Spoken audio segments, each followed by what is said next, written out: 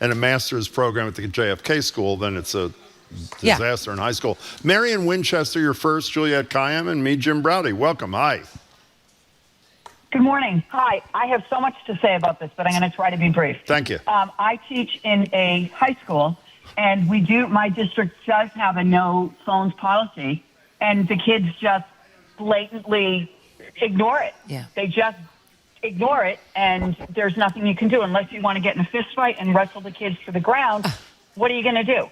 You say, put your phone away, and they pretty much flip you off, and they continue to use it. And when parents are called, they don't care, and they talk about the schools taking away the civil rights of their students and go back to the same thing as your caller from the other day about what if there's the active shooter. Yeah. And there just doesn't seem to be a way to we can't seem to find a way, with a lot of smart brains trying to figure it out, we can't find a way to enforce it, really. Well, I have a fairly smart brain.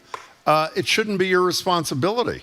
It should be the principal's responsibility to ensure, if this is school-wide policy and a kid's not to have their cell phone during the day, they have these little pouches. Yes, that's... What's the name? Is it Yodel? Can you look this up, Jamie? There's a brand name that most schools in Massachusetts who are doing this, or which are doing this, are using. Their cell phone should be taken away from them when they should surrender it when they walk in the building in the morning. Rule, right? That you're not that the teacher is not. Thank you. Yeah, that you're not enforcing it against each kid. It is actually a rule, like a dress code, that you are putting your phone in a basket or putting your phone in a pouch. You then pick it up at the end of the classroom period. You have it for 3 or 4 minutes in between classes. So Mary, why isn't that what's happening at your place? That's the normal thing. That teachers yelling at individual. Wait. What's that again? So why are you having to enforce it? We do have the pouches. Why are you enforcing? And they just don't do it. I guess it's because it's one principal against, 400 students, and the parents are behind the students. Yeah, I want to say this point as a parent of students, and some of the pushback by parents. Really think about why you're so tied to your kid and whether that's you and not the kid. I think a lot of it is a generation of helicopter parenting, that they can't not be in access with your kid for 8 hours. And I agree with you that the parents are often the worst on this, even though the teachers are saying we are noticing a change in our capacity for students to pay attention and distraction. And texting about the teacher themselves during class. Mary, I don't know your principal, but I have to say he or she is not doing their job. Yeah. I did a program at Endicott College a few months ago, and there were a bunch of North Shore superintendents and principals who were implementing this. And even though there are still some unhappy parents, the parents are not in charge of school policy. They can weigh in. But I hope you got some support. Mary, thanks for the call. I will say a state law will make a difference because every jurisdiction's not on their own. So, if Newton does it, then, Brighton, the parents in Newton will say, well, Brighton's not doing it. So the state setting the level that, it's the rule, and then each jurisdiction and school district determines how best to implement and enforce that rule, I think is the better course. So I'm really happy that this is moving forward. The data has been absolutely clear the last couple years. By the way, when we say moving forward, I think if you listen to the show, you know that our position is Beacon Hill is the place where good ideas go to die. So the fact that this has gotten through a Senate committee means nothing. The Speaker of the House, who's a former teacher, has decided, because he's an egomaniac, that he's not going to tell anybody what his position is. Call your state rep and senator if you care about this. Don't assume it's going to happen. By the way, the long national nightmare is over. We are now live on YouTube. Deborah in Nashua, and I New realize Hampshire. I look like a sailor on YouTube. Hello, everyone, in my blue eye. Nice to see everyone. Deborah in Nashua, New Hampshire, you're on BPR. Welcome.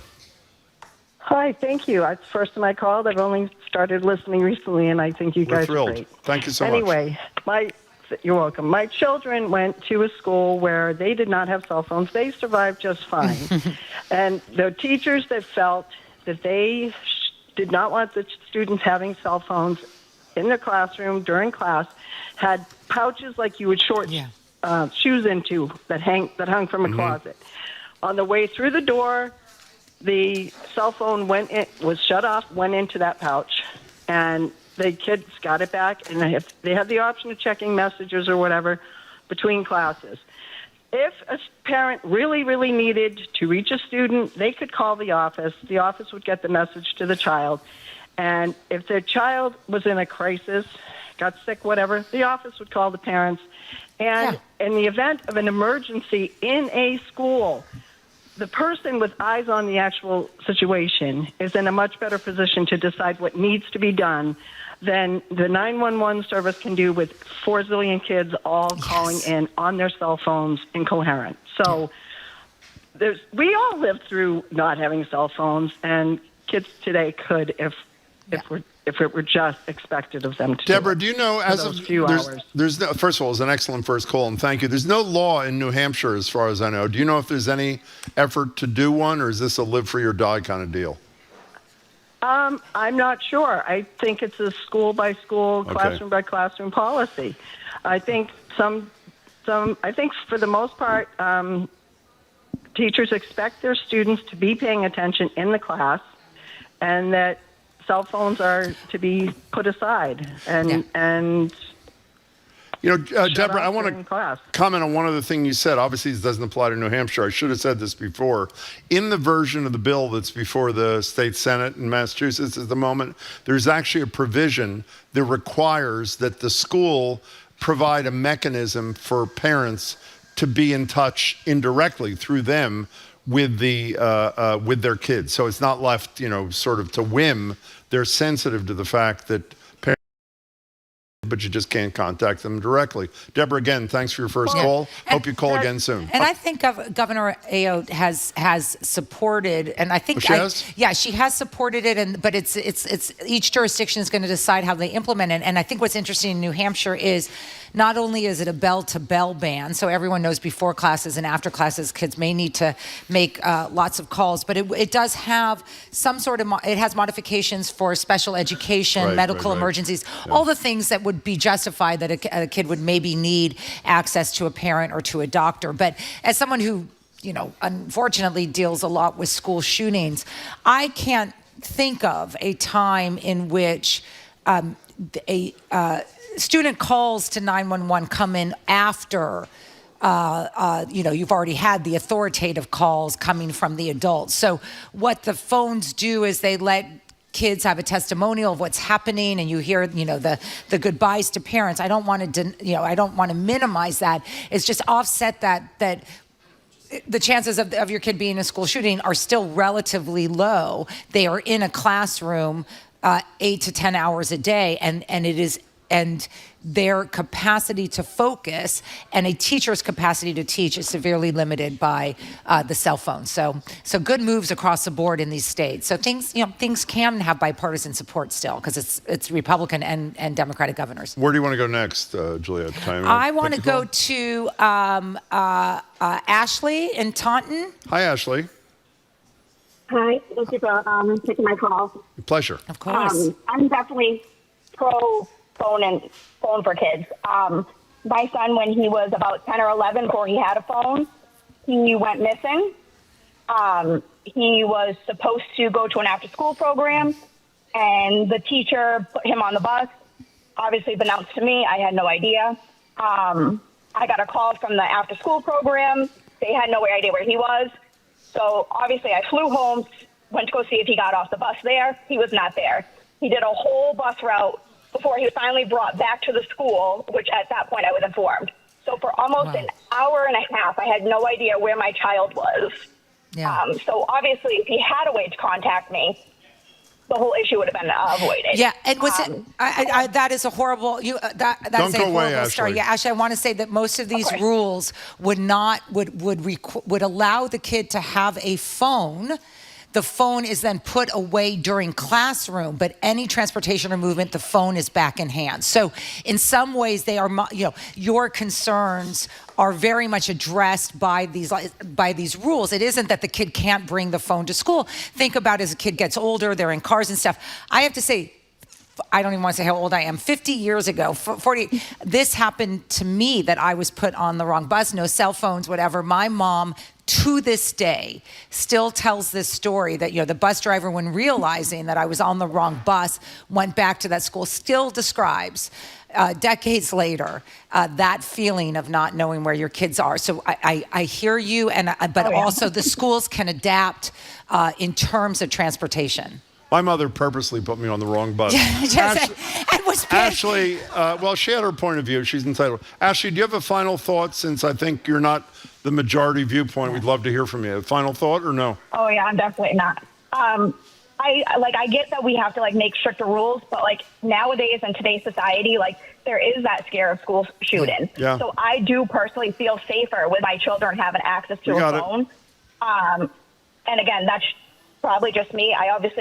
My kids respect the rules. I've never had any issues with them following it. That's not every parent's issue, obviously. But again, I'm just very pro phone in school. We're really glad you called. Really glad you called, Ashley. Thank you very much for your point of view. We appreciate it. 877-301-8970 is our number. Yeah, go ahead. Oh, sorry. And with different approaches, Nadia in a Nissan. I like that. That's like a song. That's like a country song. Nadia in a Nissan. Cell phone, she says, absolutely not. Ban them all. My kids drive me crazy enough at home. The last thing I need is them texting or phoning me from school. That is approach. But when they are away, they are away. So. Hey, Steve in Rhode Island, you have 60 seconds. All yours. Take it away. 60 seconds quick. Well, this is an anecdote. It's not a Paul Revels study, but a substitute teacher in Rhode Island.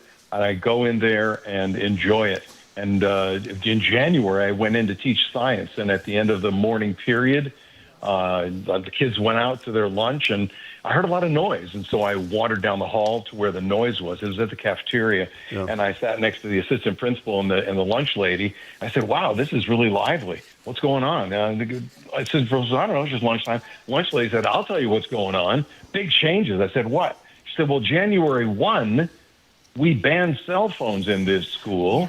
And in December, you'd have heard crickets in this cafeteria. But now look at those kids. That's great. They're playing cards. They're joking. They're poking. They're socializing. They're learning how to get along. Yeah. And that was the anecdote from Bristol, Rhode Island, where the superintendent decided to take away phones, put them in pouches, starting in January. Yeah. By the way, Steve, I should have. I'm so glad you called, because when I said I did that forum with principals, superintendents, they all mentioned that when the phones disappear, a kid talks to another human being, which is mostly, that's a wonderful point. We're really glad you added it to the discussion. I mean, think about when you go on vacation with your kids, like if we go hiking or something and there's no cell service, it's like, who are these chatty kids? Like, oh my God, they're interesting. I mean, it is it's good for them to get their brains to get away from the phones. So, okay, we're talking about a proposal in the state Senate in Massachusetts to join about another dozen states banning cell phones bell to bell in schools. We'll continue the conversation after a brief break. Jim Browdy, Juliette Kayyem is sitting in for Marge Egan. You're listening to BPR and GBH and NEPM, live from the library and streaming, youtube.com/GBH News.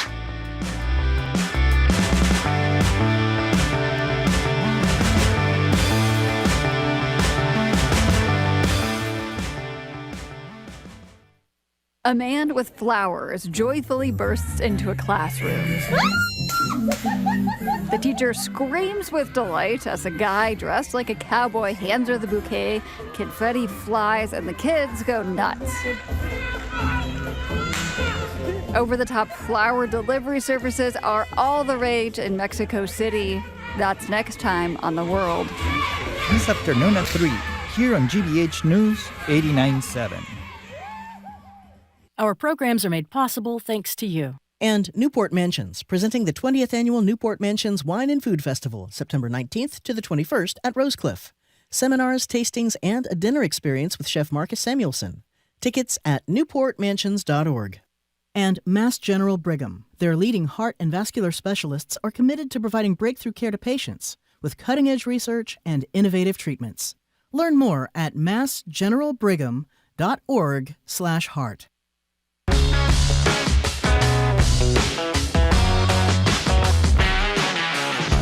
Welcome back to BPR on GBH and NEPM. Jim Browdy, Juliette Kayyem sitting in for Marjorie. We're live from the BPL streaming, youtube.com/GBH News. During the break, Juliette says to nobody in particular, thank God, only 2.5 hours left. You're having a great time. I always have a great time, but I cannot God. believe how tiring it is. Like you have to. It's almost over. Don't worry about it. I know 2.5 more hours, but we Okay. have music and We other do. people. In any case, but first we have another couple of minutes discussion about banning cell phones to bell to bell, as they say in schools. You can call or text us 877-301-8970. So we have Amanda from Lawrence calling in, who has a take from there. Welcome your thoughts. Hi, Amanda. Hi. I'm a teacher at a school that has, in Lawrence, it's a big immigrant community. We have a lot of, new students of various documentation statuses. And the parents of immigrant students are very much on our side, which is not always the case in school. We don't get any pushback. They're very put the cell phone away. Mm-hmm. You make one call home and say, your kid was using the cell phone. They say, don't worry, I'm taking care of it. Wow. However, I do... So I'm very in support, obviously, as a teacher, of phones being away during school. I see the distractions. My students are English learners. AI has been awful for learning. It just takes away. Even Google Translate was better than this. But I do see that it could cause some immediate stress in the community if the kids are cut off from their parents and their families, especially with nerves around ICE being in the community. So it's mixed feelings. It would be good for learning long term, but I could see short-term anxieties in a community. Before you go away, prior to the state doing or not doing whatever it does, is your school contemplating a ban itself or no? Lawrence is under the receivership bill from Boston. We're coming out of it, but as of right now, Lawrence High School is 7 schools in one school, so we have 7 different policies per school. Yeah. Wow. So. Yeah, and this debate is reflected in some of our texters. Anonymous texter talks about her daughter and son not getting distracted by phones, but feeling much safer and secure with access to the phones. And she says, I think many parents I know feel the protection of their kids in public schools are not adequate, and that's why they have the hesitation of letting go of the cell phone, to which CW in Rhode Island reflects and mirrors. Maybe instead of worrying about reporting an emergency, we should worry about preventing one. More gun control and better mental health, fewer phones. Okay, security mom, let's assume this person is right. Yeah. And the security is inadequate in her kid's school or his kid's school, and so they want access to it. What security is the parent going to provide to the child just because they have access to each other on a cell phone? And in fact, it actually can be harmful because the parent may be giving advice that's not reflected in what is actually happening on the ground. You tell your kid, run, right? Because it's run, hide, fight. But that your kid is in a situation in which the teacher has locked them down for appropriate reasons. So parents don't always have the best advice. I understand it. If your kid is locked down for an hour, you want to be able to talk them through it. It's just that however bad school shootings are in this country, most kids will not experience a school shooting. Every kid is experiencing education in school, one hopes, and that you're just having to pick between those two options. But for parents who tell me, well, my kid doesn't get distracted, my kid, but that's sort of irrelevant in some ways. I mean, the data is showing it's not your kid that's the problem. It's whatever kid is the problem, because the teacher is spending more time on that kid. That kid is sending text out and other kids are responding. So if you have a flat rule for every state, and maybe, I think it's a great presidential issue. I think it's great. I think a national candidate should say, this is what I want to do on the national platform. If you have a rule that is prohibited, you could find exceptions to it depending on the kid. But there's no data that suggests a kid has been made safer by access to the phone. They may have been more comfortable, but not safer. Susan in Amherst, you're next on BPR with Juliette Kayyem and me, Jim Browdy. Welcome. Thanks for calling. Hi.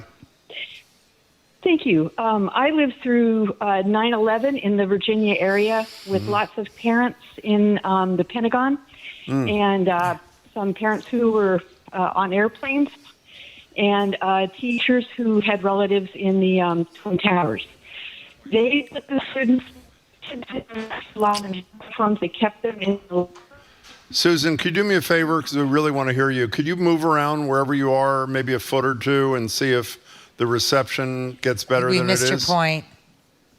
Yeah. Is it better? It is. Yes. No? Yep, it is. Okay. We heard the first so, part about 9/11. Tell us, though. Yeah. So the students were not allowed cell phones. And they put the on because it was Virginia and the planes were flying, had hit the Pentagon.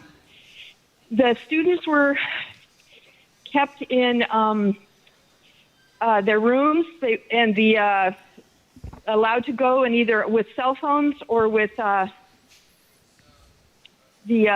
I'm sorry, I keep hearing the echo. Is it still bothersome? We're really no, it's not to us, and we apologize to you and everybody who hears an echo. We have about 45 seconds, Susan, but we hear you perfectly. Okay. The adults took control. They took care of the kids. They had them call home. They stayed in lockdown until it was safe to go home. And they also lived through the Beltway shooter. Mm-hmm. And so these kids went through a big time, but the adults handled that so well. And the cell phone lines were tied up. So that's the other thing. You have an active situation. It's the adults in the building who are going to have to take care of those kids. Yeah. I couldn't have gotten through to them if I wanted. Yeah, so that's just encouraging that the school have a policy and that they can deal with it. Good. Thank you. Susan, we're really glad you stayed with us, and apologies for the echo kind of thing. That's a really good point about the cell lines being jammed. Yeah, and conflicting. And the anxiety of parents that would be passed on to the kids. Yeah. Susan, perfect point. Thank you for making it. Appreciate it. And the conflicting information. So that's, if you have...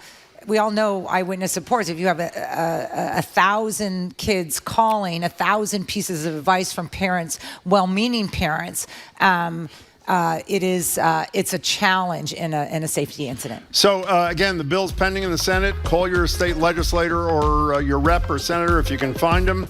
Coming up after a quick break, it's time for our weekly media analysis segment, Press Play.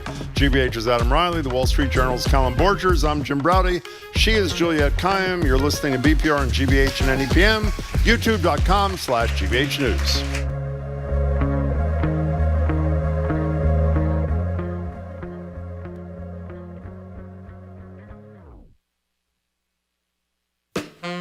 I'm Edgar B. Herwick III, coming up on The Culture Show. 50 years on, Devo is still whipping it good. The new wave band joins us to talk about being at the dawn of devolution and how their songs about corporate overlords and consumerism still resonate today. Plus, acclaimed cartoonist Alison Bechdel on her latest graphic novel. That's today on The Culture Show at 2 on 89.7 GBH. Support for GBH comes from you. And Maine Maritime Museum. Their new exhibit, Upon That Isle in Maine, the story and works of Chris Van Dusen, explores original artwork from the children's book author and his connection to the Maine coast. MaineMaritimeMuseum.org. And M&M Skylights, offering the full range of Velux skylight products, installation, and maintenance services to customers from Boston to Portland and surrounding areas. More information at mmskylights.com.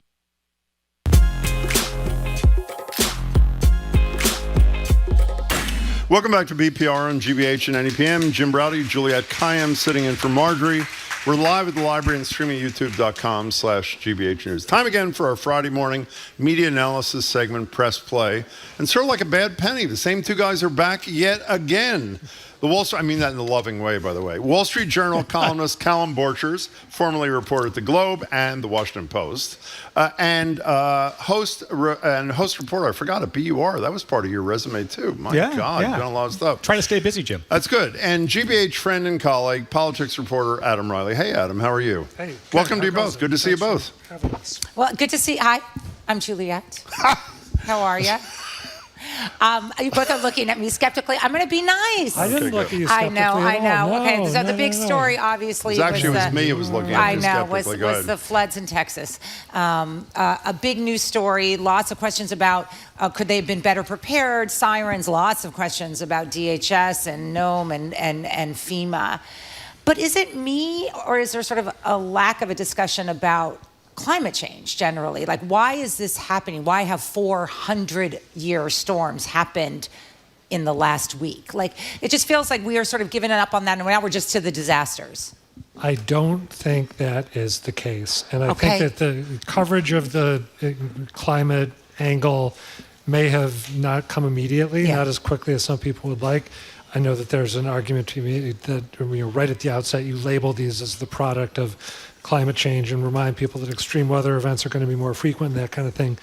But before coming over here to have this conversation, I found coverage from the AP, NPR, Fox News ran a piece saying, look, Trump's critics are already blaming climate denialism for the floods. So I think those stories are out there. It's always tricky to generalize about is there enough coverage of a certain angle, how much is enough, but I do think they're there if you look for them. Maybe not to the extent that some people want. Well, let me sort of half agree with you. I agree they're better now. And in fact, what's the name of the guy, the environmental guy on your station? Bill Weir. Bill Weir did a wonderful piece last night, a long piece about climate change. But in light of the fact that most readers have the attention span of a gnat, and they do. I mean, we all know that. Except for our listeners, of course. Exactly, of course. Yeah. It really matters to me when something is beyond dispute. Early on, when people are paying most attention, it matters a lot to me. The first night on CNN, I said to Marjorie, it took 45 minutes on whatever show I was watching. I forget which one it was before they mentioned it. Usually 4th, 5th, 8th, 12th paragraph of a story. I think Adam's right about today, a week out. But what is it? And that is factually accurate, what I said. What is the reluctance when it's so clear that the rain is more extreme, weather conditions are more extreme? We know it's because the planet's hotter, and as a result, more rain comes down. What's the reluctance? Because they're worried they're going to sound political? Well, I think it's reluctance to pin it on any specific weather event, right? I mean, I think the conversations happening in some newsrooms are about how we can clearly say that due to climate change, these events, as you said, Juliet, are happening more frequently with greater intensity in the big picture. But any single event, can you pin, like, this was caused by climate change? Well, why not say that? Why not say that? Well, I suppose that's true. I think we see a wide range of how news outlets approach this, and I'm reminded of how, it sort of connects to the conversation we're going to have about objectivity and the nature of balance. You remember it was just a couple of years ago that the Globe took that very bold step of saying, we're going to cover climate change differently, right? Remember they had this whole big section. We're not even going to engage in a debate any longer about whether humans contribute to climate change. We think that is settled science, and so we're not going to engage in that kind of false balance. I think more news outlets are beginning to follow that kind of mold, but not all. Well, who broke the ground on this, by the way, went even further, and I commend the Globe for that. The Los Angeles Times, a bunch of years ago, said they would not even print letters to the editor from those deniers of climate change because there is no basis for denying. I was about to interrupt you, so I did. Oh, I think I was just going to say that I think the reluctance that you described seeing on the first night, it might be in part, I think your politicization or fear of politicization theory carries a lot of weight. And I think that with the kind of horrific human toll of this, I'm not saying this makes sense, but yeah, I think that makes people more apprehensive about getting into something that for some people, is not settled So science, the politics of it, though, obviously, is that, but the science, I agree with you, the science theoretically should not be There were a couple of politicized. factors at play as someone who was commenting on this is, I mean, one is the child factor of it and the desire, so that's one. And the other was, and maybe related to the fact that it was young children, is to focus on the response and recovery for probably longer than was rational. I mean, I think most people in the field knew that after 24 hours we should have been in recovery stage, but I think because parents were searching for their kids, there might have been a little bit of respect, but on the do you say it, when do you say it, and how often, we have to, the media, all of us in it, have to remember the silence is taken advantage of by the crazies, by the conspiracy theories. There is a massive conspiracy theory in the right-wing media sphere. You probably saw it on the Fox thing, was, Rainmaker. These are companies that actually help contribute to the making of rain during drought season. I mean, you're talking about 5 or 6 gallons. You're not talking about a massive storm. But there are senior people in the Trump administration who are promoting this story that this was man-made and not man-made from a machine rather than the result of climate change. Right. I mean, we know about Alex Jones and the weather weapon and whatever. Yeah. Right. This is a long-standing conspiracy theory. But I think, Adam, you're spot on. And for advocates too, I think it's kind of an experiment for them as well. Timing-wise, what's going to break through? What works? I mean, you were talking about school shootings in the last segment, right? And as you said, Adam, I think people are hesitant right afterward to say, oh, okay, now we need more gun control. They've tried that lots of times, right? And there tends to be sometimes that backlash. Oh, you're using a terrible tragedy to push your political agenda. Yeah. The same thing can happen with climate change. Oh, you're using this terrible tragedy where children died to push your climate change advocacy. I don't know what works, but I think that those advocates are trying to figure out if anything is going to break through. At some stage, reality is going to work. I mean, if you're having these kinds of disasters every week, every other week, just look at what happened this week. It may be that it's undeniable at some stage. The earth is changing and more people are dying. Yeah, I don't think reality's intervening anytime soon in anything in this country, but thank you for that point of view. So, Callum Borchers, you're at the Wall Street Journal. If your editor of the editorial page, which was unlikely, was about to endorse Kamala Harris and decided not to because Rupert Murdoch called up and said not to do it, and then a journalist, Ruth Marcus, who happened to work at the Wall Street Journal, she worked at the Washington Post, a journalist, a columnist quit because the column was spiked. Another guy, Joe Davidson, also the Washington Post, quit. What would you, if you were unhappy, you and some of your colleagues unhappy with the fact that the newspaper's independence seemed to be surrendered to a person who technically has the right to take away your independence, the person who owns the newspaper.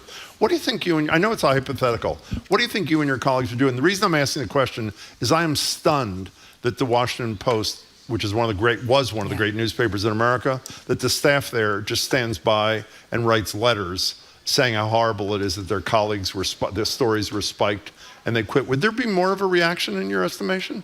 It's a great question. I wish I could answer it more definitively, and I don't mean to be evasive, but I think just on a human level, all of us, I mean, look, we're all trying to earn a living, provide for our families, right? So it's not quite as simple, just to be candid, it's not quite as simple as I'm going to stand on principle and I'm going to walk out the door. Where are you walking to? Right, who's going to pay the mortgage next month, right? So I think for the most rank and file journalists in most newsrooms, they have real, pocketbook considerations. It's not quite that simple. Now we've seen some take a stand. You mentioned Ruth Marcus, Joe Davidson. He's the most recent guy. But even Joe said, in his post, right, he tried to live with it for a while, right? So just for context, if folks haven't followed the story, he had authored a column that was deemed overly opinionated. He says that was sort of a change in practice. He wasn't happy about it, but he sort of tried to live with it, and he wrote a couple of columns after the fact to see if he could kind of, make peace with this new reality. Ultimately decided he could not. And so listen, good for him for standing on principle. I'm just pointing out that for, a lot of working journalists, this is not the most lucrative profession in the world, as many folks know.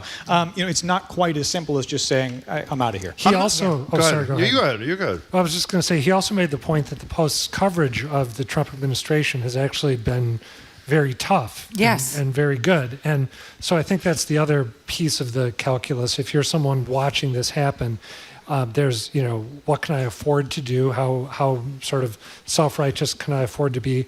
And am I still able to do the kind of work that I want to do? Yeah, by the way, I don't know what the answer. I'm not suggesting walking out or quitting or something. It seems to me there needs to be a more passionate response. I mean, one of the things, despite him saying the coverage has been tough for the Trump administration, if you're a Joe Davidson fan, and if he hadn't said what he said, you wouldn't have known that he had something tough to say and didn't say it. If you were a Ruth Marcus fan, you wouldn't have known had she not quit and written that voluminous New Yorker piece. And so isn't that something that should concern the consumer? But how do we know there are not many more Joe Davidsons and Ruth Marcuses who've decided not to speak out? Yeah, I feel like this is sort of a theme that we've tried to Every get week. at Yeah, before. it's a big deal. And there's no good way to know other than using your powers of inferential reasoning to look at the work that people are creating and try to size up whether it passes muster or not. And I think for his comment, in his farewell, in his sort of statement about leaving, the thing that really hit me was yes, he was accused of being too opinionated, and no one knows what that means. But then he said, under an unwritten and inconsistently enforced policy. In other words, the sense that it was coming, it was coming from where?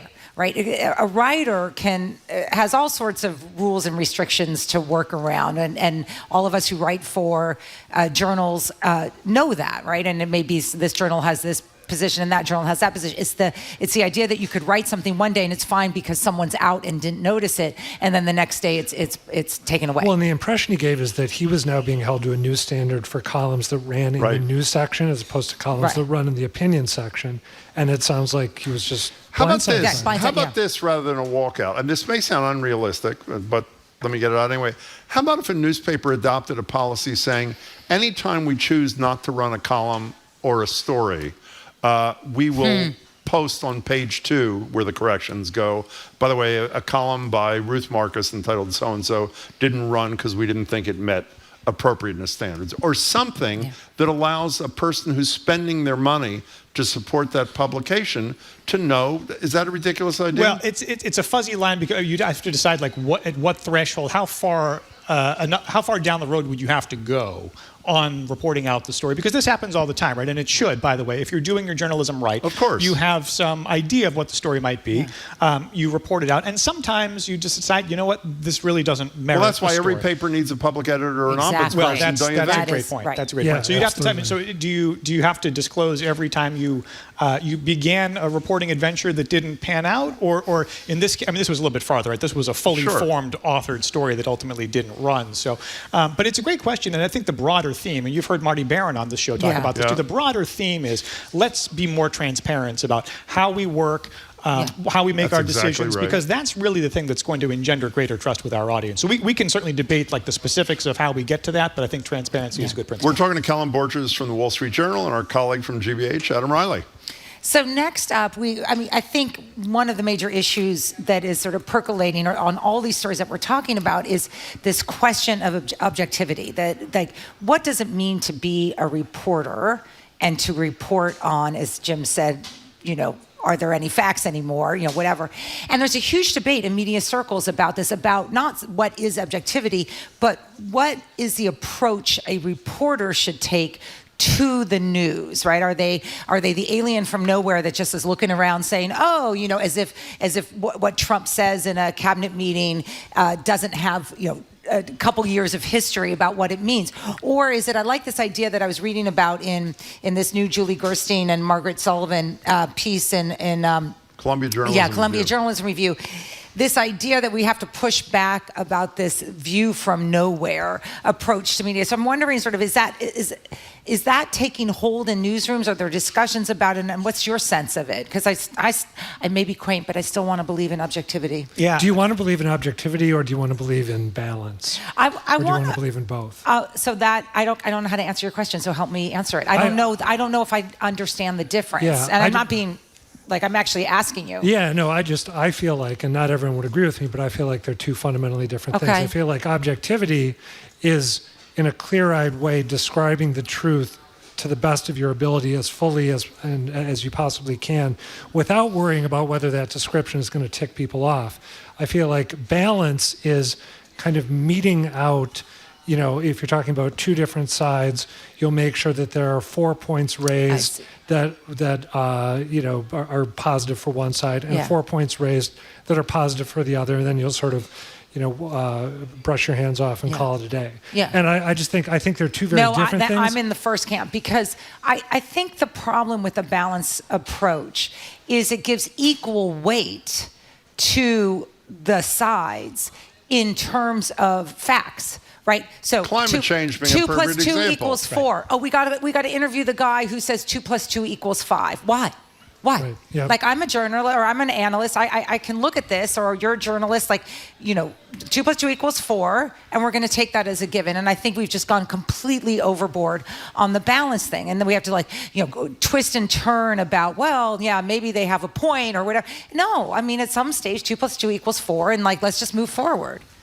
Where are you in this? Well, I'm with Adam. I think but the trouble is that we've sometimes conflated objectivity and balance, and they are two different things. And so sometimes the most objective stories can be unbalanced in the sense that one side of an argument clearly has the better point, right? From a factual standpoint. And so I think that what we shouldn't do is we shouldn't shy away from calling balls and strikes when something is clearly a ball or a strike. Now, when it's genuinely on the line, maybe that's where you get into offering some balance. Those are the conversations I hear happening in newsrooms more often. It's not about ditching objectivity as a principle, but it is about trying to guard against false balance, right? Falsely putting two unequal points of view on the same plane. So I wish I had this in front of me, but maybe it was with you guys we mentioned this. A perfect example to me of bending over far too far backwards and screwing the reader were the two headlines, one in the New York Times, which was atrocious. Margaret Sullivan called this out, who is a former public editor and now writes on Substack. She's, in my opinion, brilliant and has the perfect analysis.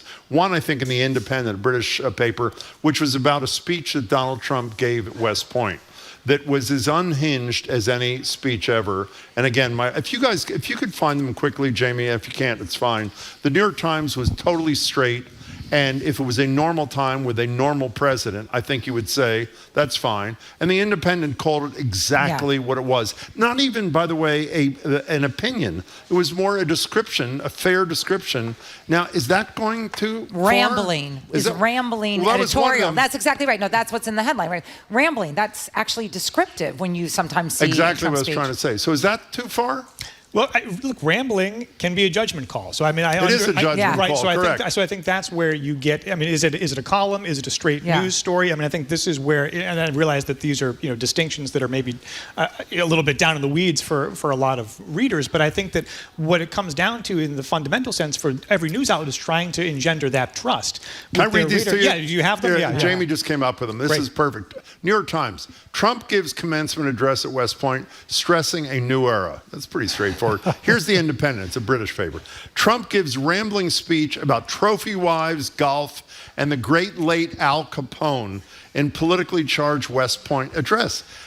Maybe other than rambling, which you're right, is a judgment call, he did speak about trophy wives. He did speak about golf. He did speak about Al Capone. And I think that is fairer to the reader than saying he gives commencement address. Fairer. I mean, the first one, I would say that first headline is fundamentally misleading. Yes, absolutely. You're doing a disservice to your readers because you wouldn't have covered the speech but for the rambling craziness. It was just a West Point speech. Presidents give speeches all the time. And the reason why they went with that language is because they were terrified of being accused of being not being fair, not being balanced. That's it. See, to quote Margaret Sullivan, I think we are still, and we're an opinion show, so we're entitled to say essentially whatever we say as long as it's based on what we fairly believe to be fact.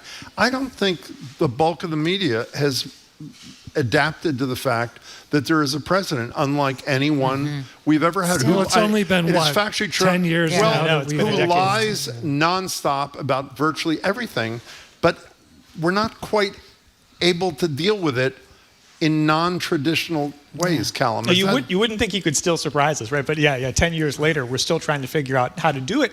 And I think part of it comes down to, who is your audience and who do you want your audience to be, right? I mean, you've seen some publications that have really leaned into the idea that we're not for everybody. We have a particular audience that generally has a certain point of view, and we're going to serve. So in the Independent's case, maybe they feel perfectly liberated. Who did the New York Times serve? And who's that audience? Well, I think, I'm not in that editorial meeting, but the Times, in that case, may be thinking we want to have a broader appeal, and we want even Trump supporters to still read our content and trust us, and it doesn't do us any good to turn them off with a headline. The problem, and I get that rationale, but if it leads you to fundamentally misrepresent what actually happened, I think it's unjustifiable and inexcusable. And it did. Do you not think quickly that it did misrepresent with that sort of vague milquetoast kind of thing here? Well, I think you'd have to compare it to the body of the story, to be candid. You know, I mean, in the most neutral sense, that sounds like it was an accurate description of what happened. Incomplete, right? I mean, there was more in there.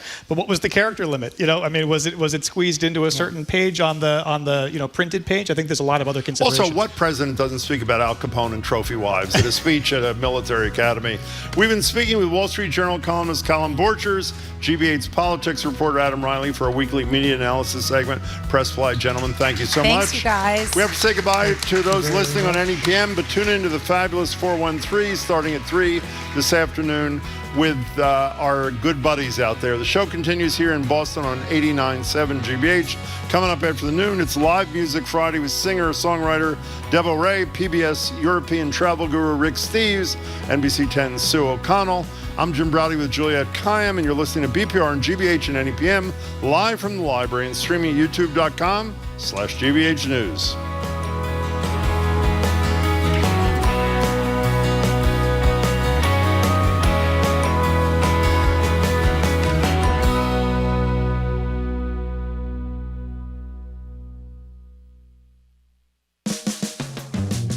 You're listening to Boston Public Radio with Jim Browdy and Marjorie Egan. Just ahead, more smart conversation about what's going on in our community.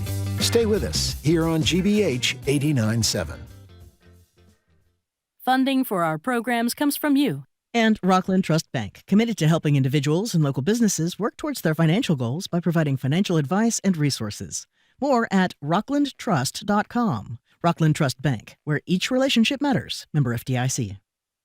The Great American Recipe is back. A new group of talented home cooks showcase signature dishes in this uplifting competition. Catch an all-new season of The Great American Recipe tonight at 9 on GBH2. You're listening to 89.7 WGBH HD1 Boston. Online at gbhnews.org. GBH News. What matters to you? I'm Jim Browdy, ahead on Hour 2 of BPR. It's Live Music Friday here at the Boston Public Library, and boy, do we need it. With Grammy-nominated artist Debo Ray, she joins with drummer, manager, creative partner, and husband Jerry Velona and their band ahead of a show at Long Live Beer Works in Roxbury. And it's Juliette Kayyem in for Marjorie Egan. Then it's PBS's European travel guru Rick Steves with a dispatch from Europe's summer tourism season as American tourists are cutting back on overseas trips due to high cost and as Trump's policies scare Europeans from visiting the U.S.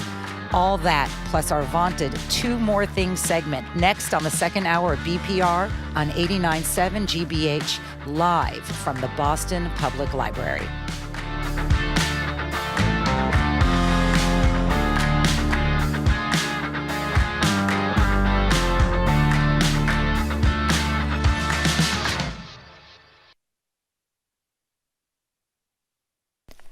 Live from NPR News in Washington, I'm Windsor Johnston. President Trump is traveling to Texas today to survey the damage left behind by catastrophic flooding 1 week ago. The death toll continues to rise as rescue teams search for survivors. At least 120 people have died, and more than 170 others are still missing. NPR's Tamara Keith reports the president will meet with families, local leaders, and first responders. Teams are still searching for the missing after dangerous floodwaters tore through homes, campsites, and summer camps, including Camp Mystic, where so many children perished. A White House official says President Trump will meet with family members affected by the tragedy.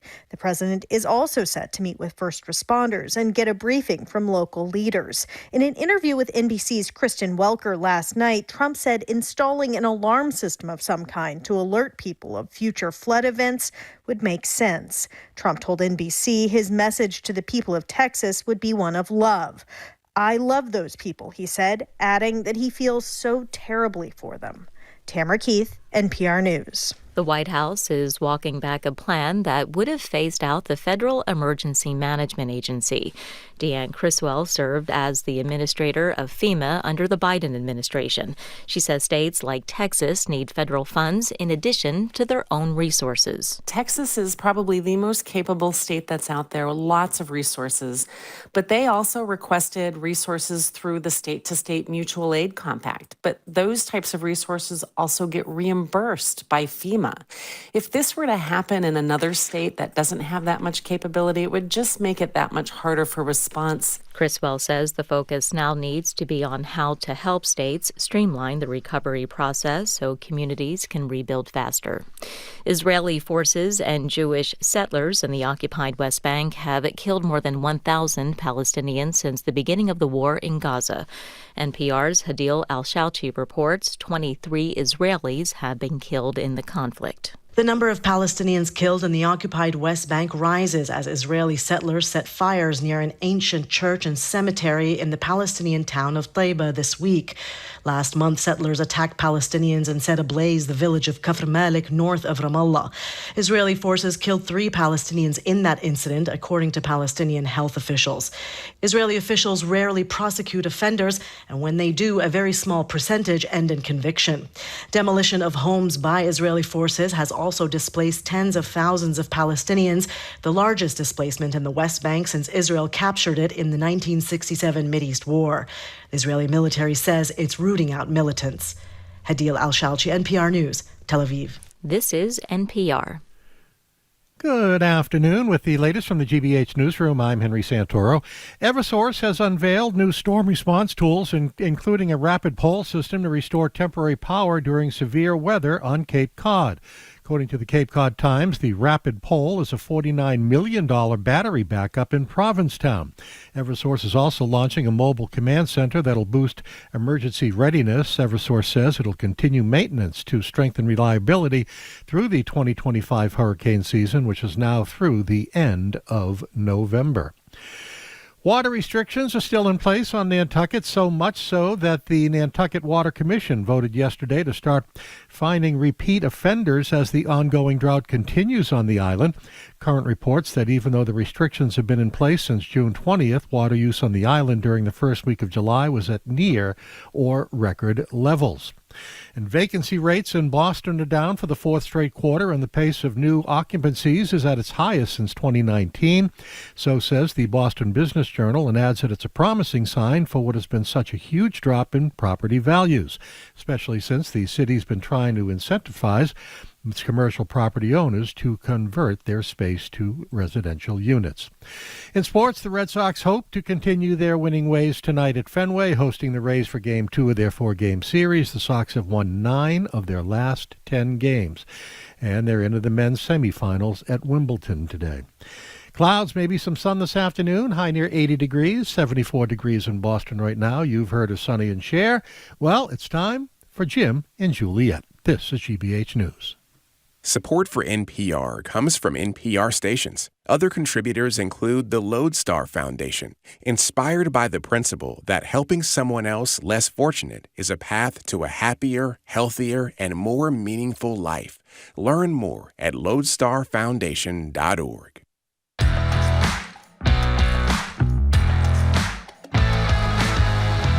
Welcome to Hour 2 of BPR Live at the Boston Public Library, streaming at youtube.com/GBH News. Based on what Henry said, I guess I am sure, and she is Sunny. I'm Sunny. You're apparently You're taller. Sunny. That's right. And Sunny is sitting in, otherwise known as Juliet Kayyem, for Marjorie Egan, who has a day off. Juliet is from the Harvard's Kennedy School. She's a CNN senior national security analyst and former assistant secretary for Homeland Security under Barack Obama. Hello again, Juliet. Hello. It's so great to be here. Only two more hours to go. Only 2 more hours.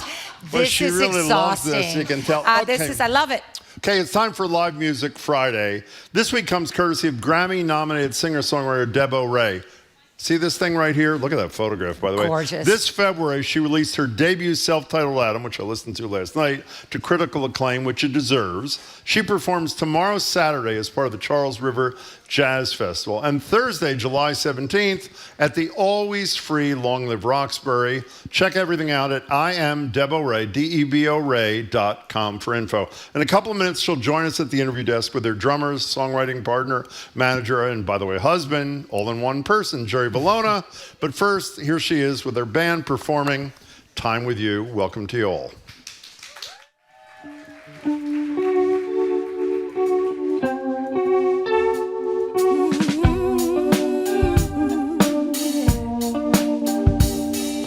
Start our day, same old way. Off to work, bills to pay. In the car, checks from you, smiley face. Mistakes we made, just a few. Ooh, our love is no longer new. Still one thing I wanna do. Oh, yes. Missing meals, more caffeine, glued to my computer screen. People think our life's a dream. Hope that we're not losing steam. Mistakes we make, just a few. Our love is no longer new. Ooh, still one thing I wanna do. Oh, yes. We need to get away from love. More than life than push and shove. Feel the tension setting in. Change the game so we can win. Start the day a better way. Hard work, but hard to play. I will love you.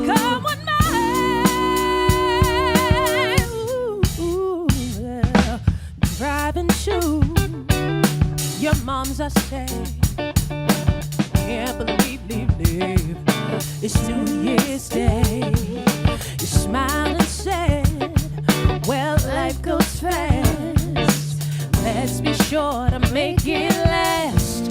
Mistakes we made, just a few. Ooh, our love is no longer new. Ooh, still one thing I wanna do. Ooh, spend the rest of time with you. Ooh, still one thing I wanna do. Oh. Spend the rest of time with you. Ooh, still one thing I wanna do.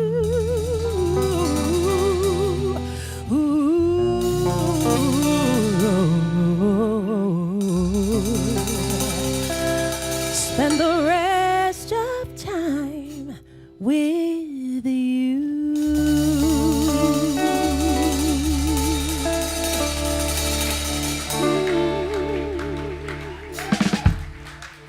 That was totally spectacular. Amazing. Thank you all. Debo and Jerry are going to join us again. The new album, Debo Ray, that's both the performer and the name of the album. You can check out performances, the album, everything. IamDeboRay.com. Wow. That was spectacular. I want to, you guys good? Yeah, Yes, that was good. absolutely amazing. Oh, I thank can't, I sort of feel like we should just exit and just give you the rest of the show. But will you introduce your bandmates first? Yes, on vocals, we have the great Jessica Curran. Hi. Of Coyote Jess. And the great Lauren Ben, who are both also representatives of the Charles River Jazz Fest. Great. Love them. On bass, we have Tom Appleman. On guitar, we have Scott Terulli. And on drums, my main man. Woo! Jerry Velona. Yes. Okay, so Jerry, let's get with it here. How did you two become a thing? I mean, both a thing in real life and a thing like here. Yeah. I hired Deb when she was a student at Berkeley. I'd written a song and gotten referred to her by one of her professors, who's now my best friend.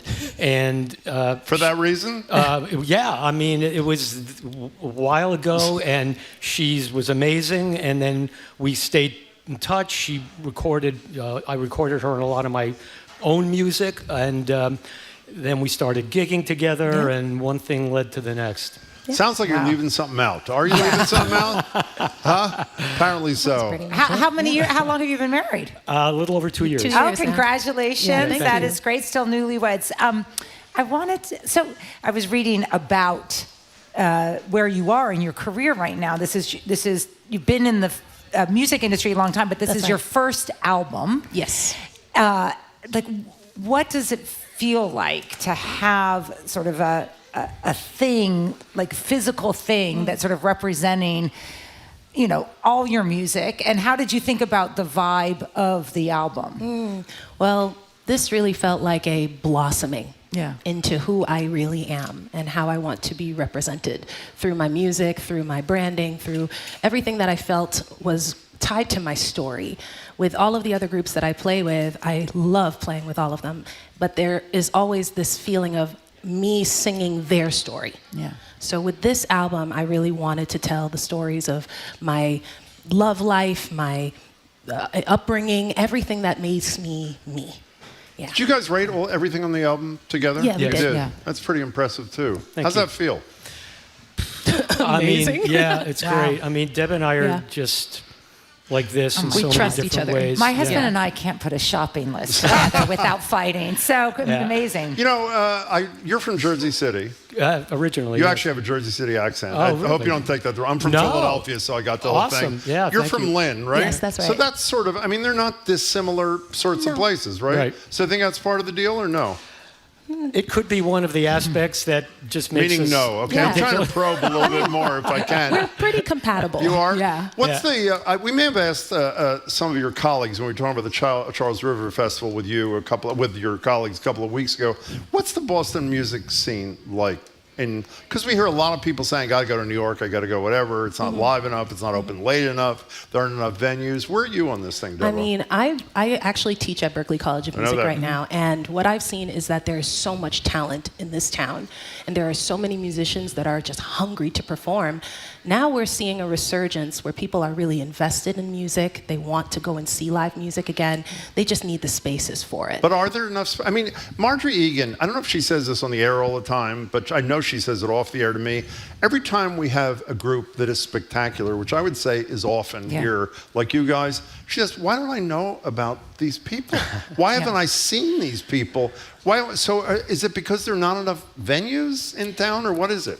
Jerry? I think that there's just a lot of competition in the music industry. It's been disrupted over the last 20 years or so. Streaming has become a thing. It's harder for musicians to make a living, but the barrier to entry is much lower. So you have, for instance, 50,000 new songs a day being uploaded to Spotify. Wow. So getting, and the emphasis on marketing is more of a do-it-yourself varieties, and not a lot of musicians are good at that or even want to do it, but unfortunately that's part of the deal now. So that could be part of it.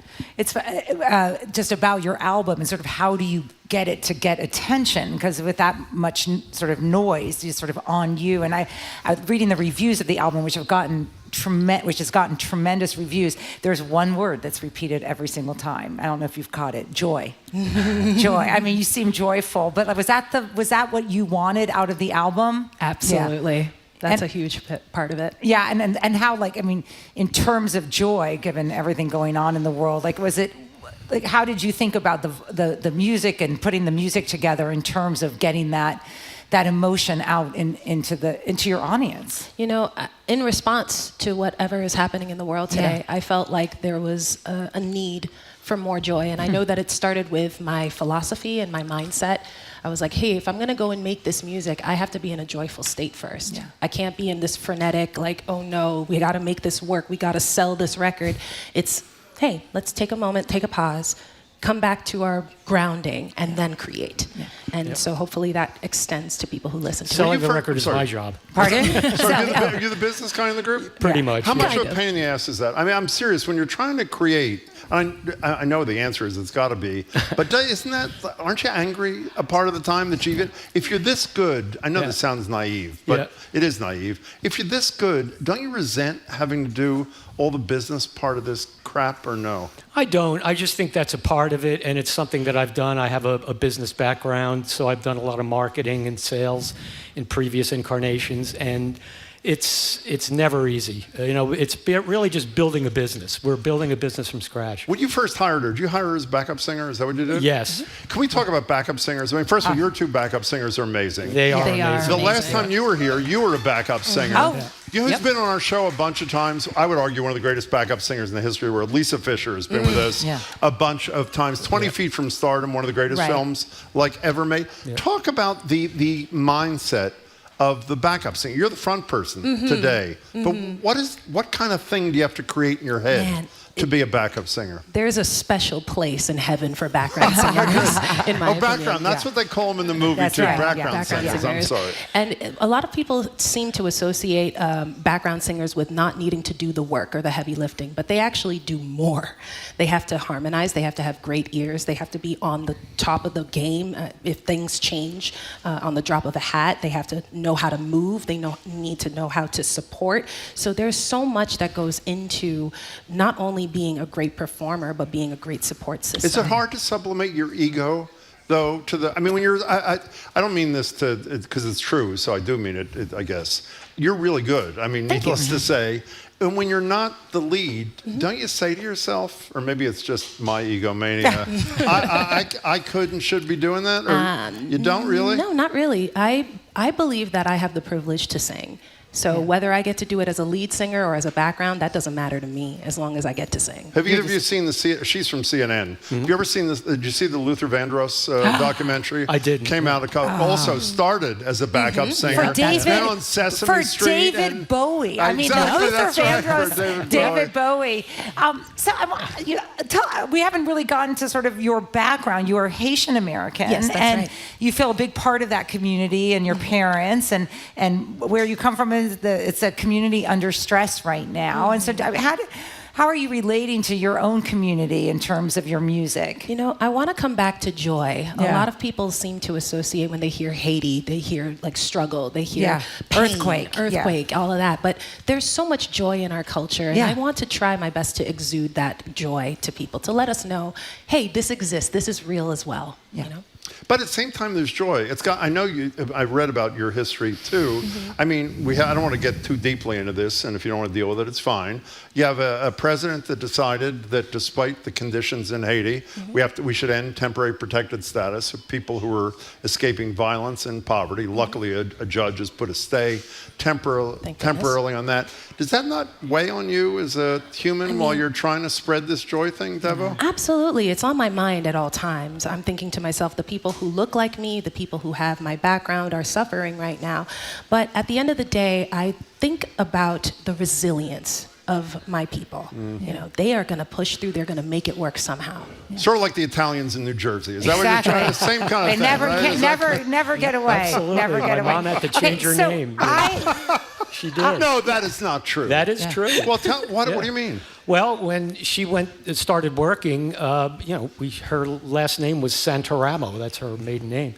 And, she was going door to door and selling, and a lot of people didn't want to talk to somebody with the last name Santaramo. So she changed her name to Lester. Is that really true? It's absolutely true. That's heartbreaking. That's horrible. It's how we deal with new people sometimes. Tell us a little bit about Long Live Roxbury and the Charles River Jazz Festival. We spoke about it a couple weeks ago, but people may have missed it. Tell us about both things you're doing. So the Charles River Jazz Fest is actually taking place tomorrow at Herder Park. It's an all-day event. There's going to be amazing talent there. I'm going to be performing with Kayo E. Jess at around 3:30, featuring Jess Curran, who's going to be singing on lead this time. Oh, great. Yes, and that was a festival that was created for the sake of giving us more spaces to do music. And so along with that, we have Long Live Roxbury with Michael Feldman and Sue Auclair, who have created this space for jazz and for musicians to feel at home. as well as in community. Always free. Always free. Sue came over to me today and was admonishing me, saying, make sure you say always free. And the weather is going to be good tomorrow, Yeah. and it's going to be great. Can I just need to go back to this, like, working together, married. And I don't mean that like things are bad at home. I just mean it's a certain kind of couple that can work together and be married, and but create together. I mean, it's not like you're like, management consultants. You're actually putting your heart and soul into it. So like when you leave here, is like one of you like, who's going to go to Trader Joe's? Like, how does it work? Like, do you do normal things, or is it like, let's sing our way to? Not joking. Exactly. Do you have rules of sort of working creativity, or is just creativity sort of a part of just your life, and therefore you can't have a distinction? Yeah, Deb needs more of a compartmentalization between the work and personal. I can mix it all together, and it's not a problem. We're very ad hoc at home, and we really don't have any designated responsibility. When something needs to be done, we do it. We just do it. You know? And how do you write songs together? Yeah. Well, in these songs in the album, most of them are my concepts and titles, and I put together a rough outline, give it to Deb. Deb will get more involved on the music side of things. We'll collaborate a little bit on the lyrics, and I also want to mention there's a third creative person, Prince Charles Alexander. He's a huge deal. Yeah, he's a producer and has been a big part of the creation of this sound and even writing the songs. Yeah. Amazing. So what's next, though, after this weekend in terms of an album? How does it work? Like, there's probably a whole routine that you have coming up next. Yeah, we got to keep on promoting this album, letting people know that it exists. Good. And getting the opportunity, of course, performing as much as possible. Good. But we are also in the studio recording my next EP. Oh, fantastic. We're keeping it moving. Yeah, you just keep feeding the beast. Keep it going. Yeah, keep feeding So the do you beast. call, before you tell us what we're going to sing next, do you call these, I know this is an album. Yes. But when someone talks about your work, do you call it an album or a CD? What is this thing that you produced? Okay, he's the business guy. Let's ask him. Business guy. It's funny What's the because answer? Deb and I discussed this because I refer to it as an album. Those of us of a certain age, Exactly. You know what I mean? But she's saying no. You have to say vinyl. It's vinyl. It's vinyl. Vinyl. Yeah, which is coming back. Like Right. my It kids is. all have vinyl It is. machines. It's actually, last year was the first year that vinyl sold more than CDs. Is that true? No. I didn't know that. Yeah, for whatever reason, I don't know if it's become DJing more or of a whatever. thing. It's just much more of a thing. Yeah. What are you and your band singing next? And it's from the album again, Yeah, right? this is Or from the whatever album the thing again. is, the vinyl, the whatever the hell it is. Yeah, well, this What is are you singing? a special song. What It's is it? called Now You're Here, and it's actually the story of how the two of us got together romantically. Is it really? Yeah. Love that. Yeah. Jerry Velona, Debo Ray, they're going to rejoin their colleagues. Put your headsets Amazing. down very gently. And again, if you want to check out anything that's going on with this woman and her bandmates and her husband or whoever these people are, go to I am Debo Ray. Debo is spelled DEBO Ray.com. And here is Debo Ray and her band performing Now You're Here. And as we heard, it's got a very personal thing happening here. Welcome back again.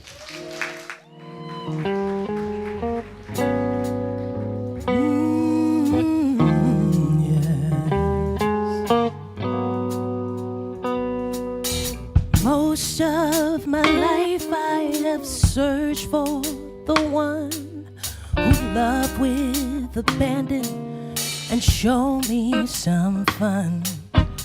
You've been around with your cute crooked smile, someone to talk to and hang for a while. Happened real fast with a long hug goodbye. Felt so much deeper, I ain't gonna lie. Could it be you were the one come to answer my prayer? I was the best I could be, baby, when you were there. You were there, now you're here. And I'm so in love. You are the only one I'm thinking of. No more tears.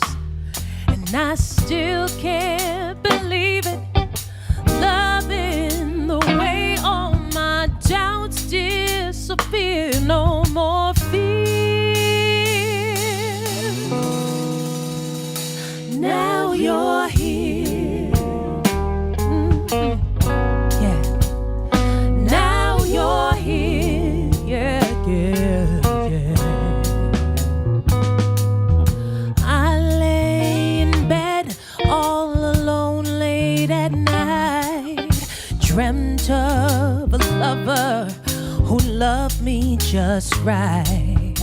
Always felt better when you'd come around.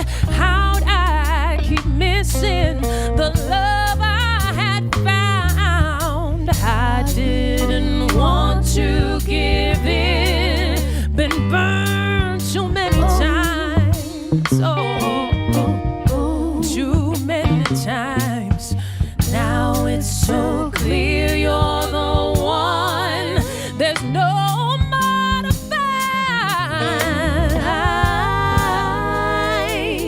Now you're here, yeah, and I'm so in love.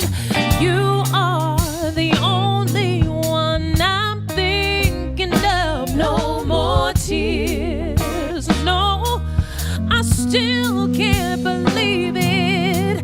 Loving the way all my doubts disappear. No more fears. Ooh, now you're here. Oh, oh, now you're here. Oh, oh, now you're here. Oh, oh, yeah. Oh, now you're here. Yeah, yeah. Oh, oh, oh, oh, now you're here beside me. Never deny me. Still can't believe it. Ain't gonna leave it. You're all I need.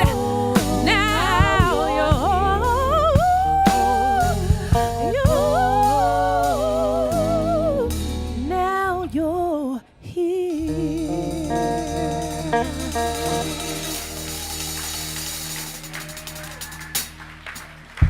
Particularly unfair to have to do the outro now, but we've been listening to the amazing Debo Ray. She's performing a totally free concert with her band next Thursday, the 17th at Long Live Roxbury, and tomorrow at the also free Charles River Jazz Festival. I am DeboRay.com for more. Thank you, Debo and Jerry.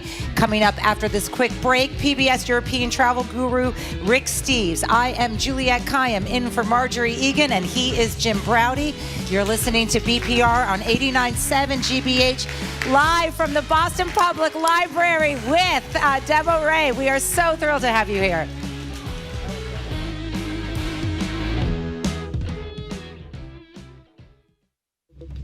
56 years ago this week, George Clinton and the Parliaments performed live on WGBH's Say Brother. Clinton says the audience got to witness the birth of the funkadelic sound in real time. And we started just making up stuff right on live TV, which was like freestyling. I'm Arun Roth. Today on GBH's All Things Considered, George Clinton joins me for a special Joy Beat. That and all the day's news starting at 4 on GBH 89.7. Our programs are made possible thanks to you. And Mass General Brigham. Their leading heart and vascular specialists are committed to providing breakthrough care to patients with cutting-edge research and innovative treatments. Learn more at massgeneralbrigham.org/heart. And North Shore Music Theater, presenting The Wizard of Oz, a new production based on the film that tells the tale of friendship, courage, and self-discovery. On stage at Bill Haney's North Shore Music Theater, July 8th through 20th. nsmt.org.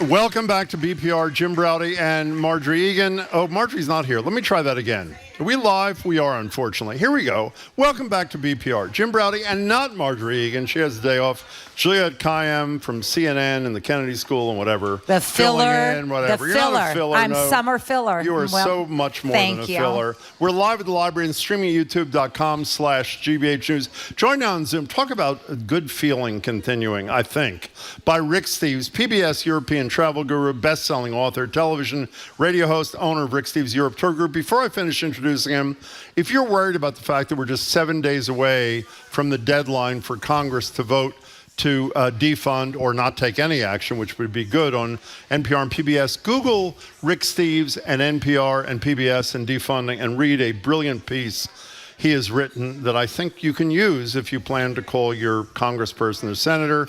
You can catch Rick Steves Europe weeknights at 7:30 on GBH2. His radio show Travel with Rick Steves Sundays at 4 on 89.7 GBH. Rick, it's great to see you. Welcome back. Jim, good to be with you. Hi, Juliet. Hi, Rick. How are you? It's nice to meet you. I'm a huge fan, so I get to start. I've been given the first question.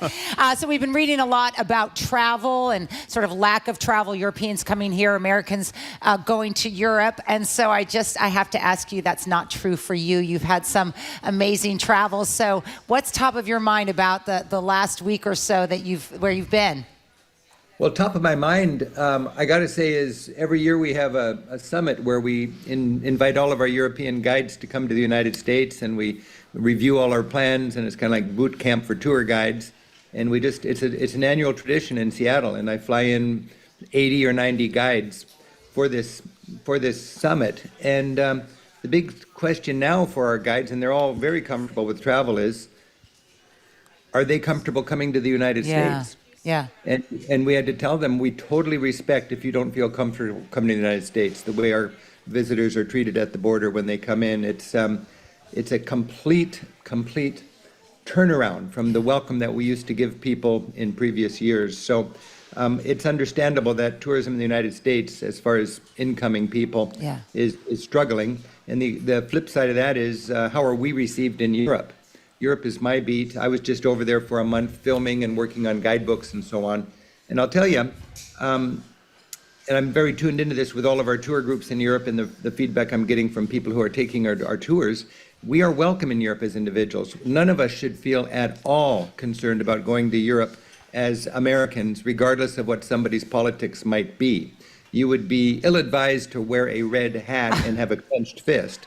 But I think if you're just a typical tourist in Europe, the Europeans you meet will be a little bit confused, a little bit disappointed, sometimes feeling a little bit betrayed, but generally just sad about the relations as our country kind of build walls metaphorically and turns inward. Having said that, there's a lot of people traveling, and a big concern for people is crowds and heat in the summer. You know, Rick, finish the story, though, with your tour guides coming to Seattle. Did any of them say, I don't feel safe, I'm not coming? Yeah, anybody that's got any concern about what are they doing in Europe politically and so on, they've heard stories, and I don't know how valid the concerns are, but I'm going, every year I go to Europe, and we're finding it's easier for me to go to Europe and meet with people sometimes than for them to come here. I think it's temporary. I can't imagine this is gonna continue, because it's just not America. I don't know what we're so afraid of, but it's just a lot of this whole new atmosphere in our world is intimidation and fear.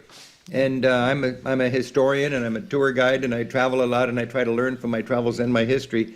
And intimidation is what people do when they want to have their way with the democracy historically. Yeah. And I'm just kind of, part of my whole idea is fear is for people who don't get out very much. Yeah. And the flip side of fear is understanding. And when we travel, we better understand the world. It's more important than ever that we travel, so people can talk directly to Americans, and so we can talk directly to people outside of our borders. We're 4% of this planet. There's 96% out there. There's no way we can build walls and turn inward and be stronger and safer and more stable. We've got to be engaged, and the world wants America at the table. It's interesting, this idea of sort of each U.S. citizen sort of representing America abroad and how you want that. I have to, just a very quick anecdote. I was just abroad with a son who graduated, so it was a pleasure trip. But I found myself, because most European countries don't require or ask for tip, I found myself sort of being very generous in ways in which I kind of wanted to compensate for whatever they thought about Americans, that you're just sort of overly gracious. And the opposite of that is sort of, when I want to ask you, is like when Europeans, your employees or travel guides or whoever say, when you're abroad, they say, should I come to America this summer? Should I go to FIFA next year? Like, what is your honest answer now? Because you don't control the borders and the experience at the borders. Well, I hate to say it, but I would not recommend coming to the United States right now. just because there's better places to go. There's places that are more part of the family of nations and better. There's a different tenor in the world. So I think there's a lot of places to go. It saddens me so much because I'm such a big enthusiasm just of the value of travel to make our world a more peaceful place, and the world's a beautiful place. My big takeaway when I travel is I come home and I think, wow, the world's happy, the world's full of love, the world's full of joy, and if we let our worldview be shaped by fear-mongering commercial TV news, which is the unfortunate case for many Americans, you have a whole sour view of the world. Of course, I'm not naive about serious problems and some bad characters out there, but the more we travel, I think the safer and more stable the world can be. And for me, as I like to say, I work with 100 people here in Seattle, and our mission is to equip and inspire Americans to venture beyond Orlando.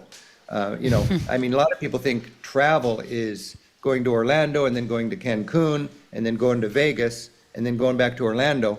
Well, that's vacation, and that's just fine.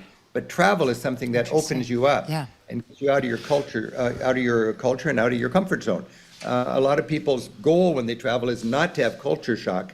My philosophy as a teacher and as a tour guide and in my company is culture shock is a constructive thing. It's the growing pains of a broadening perspective. It needs to be curated, but that's why we travel, is to be humbled with our ethnocentrism.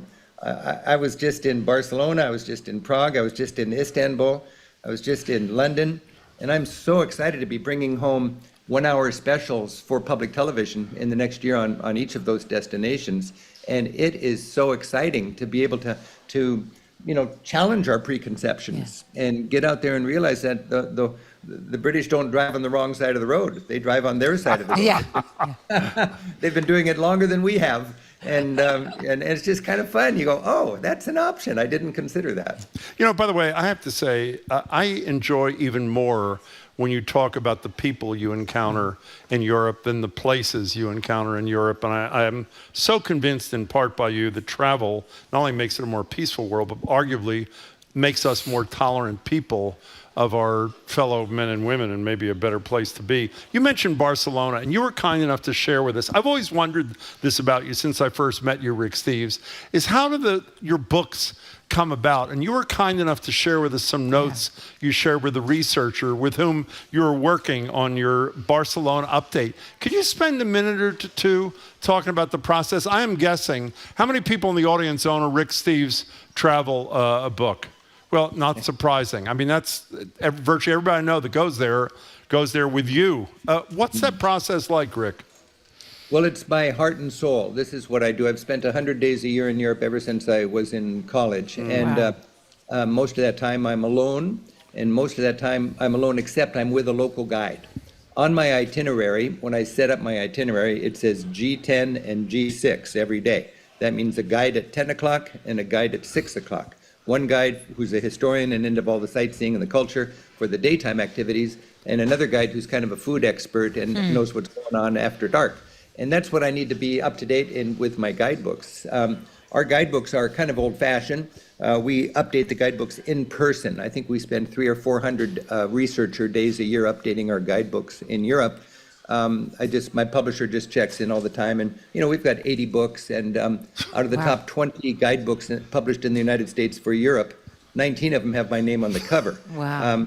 It's not because we're so great. I think it's because other publishers are just, they've lost track of what is a good guidebook. Yeah. And we're just for travelers, by travelers. We're over there getting up to date on everything. And what I do, I've got the joy now of, I love to just pick through it's like a big garden, Europe, and I just love gardening it. And I get to go there first and meet with the guides and do all the sightseeing, and my passion is checking out our guided walks and our restaurant recommendations. And then somebody follows me and kind of mops up and does everything that I chose not to do for each of these great cities. So, Jim, I think what I sent you was my notes to the person who was following me. Yeah. I think for Selena, it was Teresa.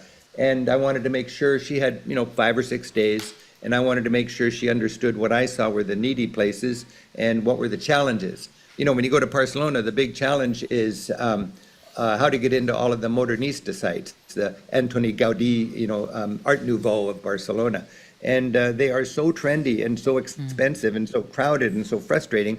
So we have to cut through the superlatives and let people know if you got minimum time, you got to see the Sagrada Familia Church. It's the greatest church of our time being built, and it's unfinished, but it's still it's functioning as a church now, and it's paid for by people going in to see it. I think Park Güell is very trendy, but way overrated. And then there are new Art Nouveau architectural sites that are not on everybody's hit list that I think are wonderful experiences. And there's a music palace, it's called, which is, if you can go to a concert there, surrounded by all of this just delightful Art Nouveau, dripping with happiness and colorful features in this building while you're listening to the music. It's just great. And if you got no money for that, you can just go have a cup of coffee in their cafe and you're surrounded by the same architectural wonder. So these are the kind of tips that I'm working on. And then to go back the next year and see people with that guidebook in their hand having a great time, that's just the most gratifying thing in the world for me. Talking to Rick Steves. When you've been doing this a long time and you've been consistently doing it over decades. So looking back, what's your biggest sort of course correction? A city that you sort of didn't like that now you love, or a city that you love that hasn't aged so well? Like, do you think about the return and different reactions that you're having to it, or parts of a city? Well, it's so fun because I've been doing this, for a long, long time. My first books were coming out in the 80s. And my biggest regret is it took me 15 or so years to realize the value of hiring local guides to be with me all the time. And if you read my guidebooks, I'm a big fan of any individual traveler, if they can afford it, to hire a local guide. And guides are just hardworking private business people. They've got a calendar, they got to fill it up. And for $200, you get a guide for half a day, for 4 hours, and they're at your side. And if you've got a group of people traveling, it's quite reasonable. I would go economy class. I would stay in a cheaper hotel. I would picnic for dinner in order to have enough money to hire a local guide. Amazing. And the counterintuitive thing about guides, Juliet, is the places where the guides are most expensive, the places that are high income places and quite affluent. You don't need a guide in those places, and they cost $500 a day. Where you need a guide is Morocco or Turkey or Poland or Cuba, where you can get a guide for $100 or $200 a day, and that's where you really benefit from having that guide. So you'll see on my TV shows, I'm always saying, here's my friend and fellow tour guide Alfred, or my friend and fellow tour guide Christina. I'm just paying them to be my friend. Yes, right, exactly. But it is because for people who travel, or you sort of want to, and my family and I, we try to do a trip once every 2 years, a bigger trip. Is you kind of are like, well, I can do this. I can read the apps. I can do this on my own. And there's a sense of adventure by doing it on your own. And it's so. And I'm always the one who's like, we should hire someone to help us through this city or whatever. And it's so helpful to hear that it's actually that's the professionalism of it. Is getting the guide. You've got a friend, you've got a translator, you've got somebody who can give you the latest gossip, you've got somebody who gets you to the front of the line. If your time is worth much, it's usually a good investment. Just like when I go to the Tower of London, we were just filming in the Tower of London. I was scouting it a month before I met my crew over there. And of course, the Tower of London is very crowded. And with a guide, a blue badge guide in London just gets to take their client right to the front of the line, and you just scoot straight through. And with a guide, you know what's going on. I mean, a big deal in London is all this regeneration projects. I was writing a script for this 1 hour special we're doing in London that you'll be seeing on WGBH in the next year. And I was trying to find new stuff in London. Yeah. And the traditional sightseeing's exactly the same. I look at the shows I did 15 years ago, and it's all the same. It's just people look different, and I look a little different. But the new thing in London is the regeneration. It's a forest of skyscrapers now, and you don't get a permission to build a skyscraper without giving some. Skyscrapers take up public views, so they are obligated to provide a viewing platform to the public. And these are called gardens in the sky. And if you know where to go, you can just hop on that elevator, and all of a sudden you're on floor 45 with a grand view of the city. That's something really new. And also, a lot of people know the Tate Modern Gallery. It was an old power station across the river in downtown London. It's turned into an amazing modern art gallery, but it was a big, old, scary, desolate, empty power station, and it was just regenerated. All over London, there are these, quote, regeneration projects. And I visited them because my friends in London were telling me this is the big news, and they are amazing. King's Cross Station development reminds us that in the old days, in the 1800s, the trains revolutionized things with the Industrial Revolution, and before the trains, you had industrial age canals. Well, those canals are still there. The remnants of the train situation when tycoons would own one train line, and London has like 6 train stations all in a row because each tycoon, each Rockefeller or Carnegie of the time, would own that train line, and they'd have a terminus hotel and a train station, and they would cover that swath of the country. Well, today London is kind of stuck with that infrastructure, and then they had to develop a way to connect the train stations, and they had a machine they nicknamed the Tube, and it would cut all these tubes underground, and today we ride the Tube. And we get to connect all the stations. And just to understand the historical context of what we live in today when we go to a great city like London, that just makes the visit much more meaningful. And that's my challenge as a travel writer and a tour guide. By the way, I've wondered every time, honest to God, every time I've been to London, why are some of the stations so close? But we just got the answer to the damn question from Rick Steves. Hey, Rick, can we go back to Barcelona we're talking to Rick Steves for 1 second. A lot of people who are first-time travelers to Europe or not regular travelers to Europe are intimidated by the stories they read about this sort of anti-tourism animus, and they've read a story about people in Barcelona with a water pistol or whatever the hell it is. And my response, and it's uninformed, and yours is totally informed, is my guess is the response is not anti-tourist, but anti-bad tourist. And if you behave respectfully, you'll be respected. Am I right, or is there more to this? No, you're absolutely right, Jim. And as consumers of news, we have to remember the whole if it bleeds, it leads. Well, in tourism, if they're throwing tomatoes at us, it leads, And a lot of people that don't travel personally and they're considering a trip, if they read a lot of the news, everybody's looking for a timely hook. When I get interviewed, that's what they want, is a timely hook. And my timely hook is that it's boring over there. If you're a good traveler, it's just you're welcome, and it's just like it always has been. My public, people who sign up on a Rick Steves tour, we take 30,000 people every year to Europe on about 1,200 different tours. People are concerned about this. They read that there's squirting people with squirt guns in Barcelona because they don't like all the trouts. There are bad tourists. And from a European point of view, a bad tourist is somebody who stampedes into town from the cruise ship along with 1,000 other people, does not spend the night, does not eat dinner in a restaurant, does not understand the culture, just wants to get a selfie in the most crowded square of the city and take over that zone in the town. The perception is they're stampeding in and they're stampeding out without leaving any money. My travelers spend a night in a hotel. They eat dinner. They're prepared to enjoy and appreciate and learn from the culture. They want to become temporary locals. That kind of people are really respected and appreciated as tourists because, after all, tourism butters the bread in so much of Europe. They need us in their economy. It's not unusual for me to be feted by the mayor and the tourism director in a small town. I was just in Rothenburg an der Tauber, the most popular and touristy little town in Germany, for good reason. It's a great place. And together, and he learned from me and I learned from him, and he just wanted they give me a little plaque and a thank you and this kind of officious sort of German approach to people they want to meet. And they just said, thank you for bringing people into our town. So that's the point, is if you're going to spend the night, and if you're a thoughtful traveler, you're an important part of the economy, and you're more than welcome.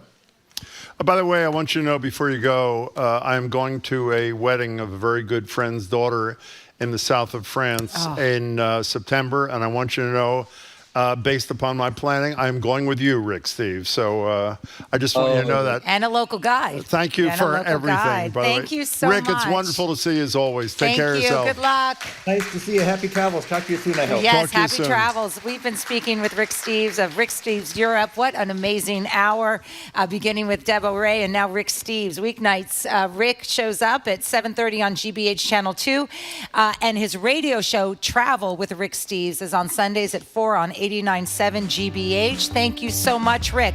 Up next, just enough time left for our big, beautiful, unprecedented Two More Things segment. That's a lot of pressure for 2 minutes. I'm Juliette Kayyem in for Marjorie Egan. He's Jim Browdy. You're listening to BPR on 89.7 GBH, live from Boston Public Library with this crowd, and streaming at youtube.com GBH News.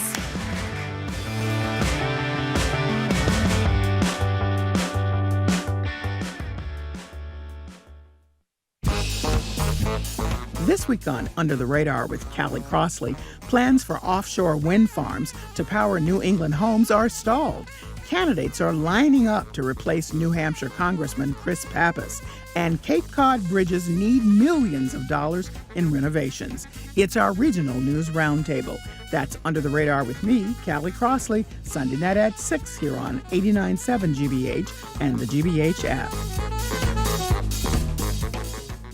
Support for our programs comes from you. And Newbury Court, serving Concord, Massachusetts for 30 years as a not-for-profit continuing care retirement community dedicated to older adults. More at newburycourt.org. And Morningside Music Bridge, returning to Boston. The summer program shines a spotlight on young classical musicians from around the world, with concerts now through August 1st at New England Conservatory. mmb.international.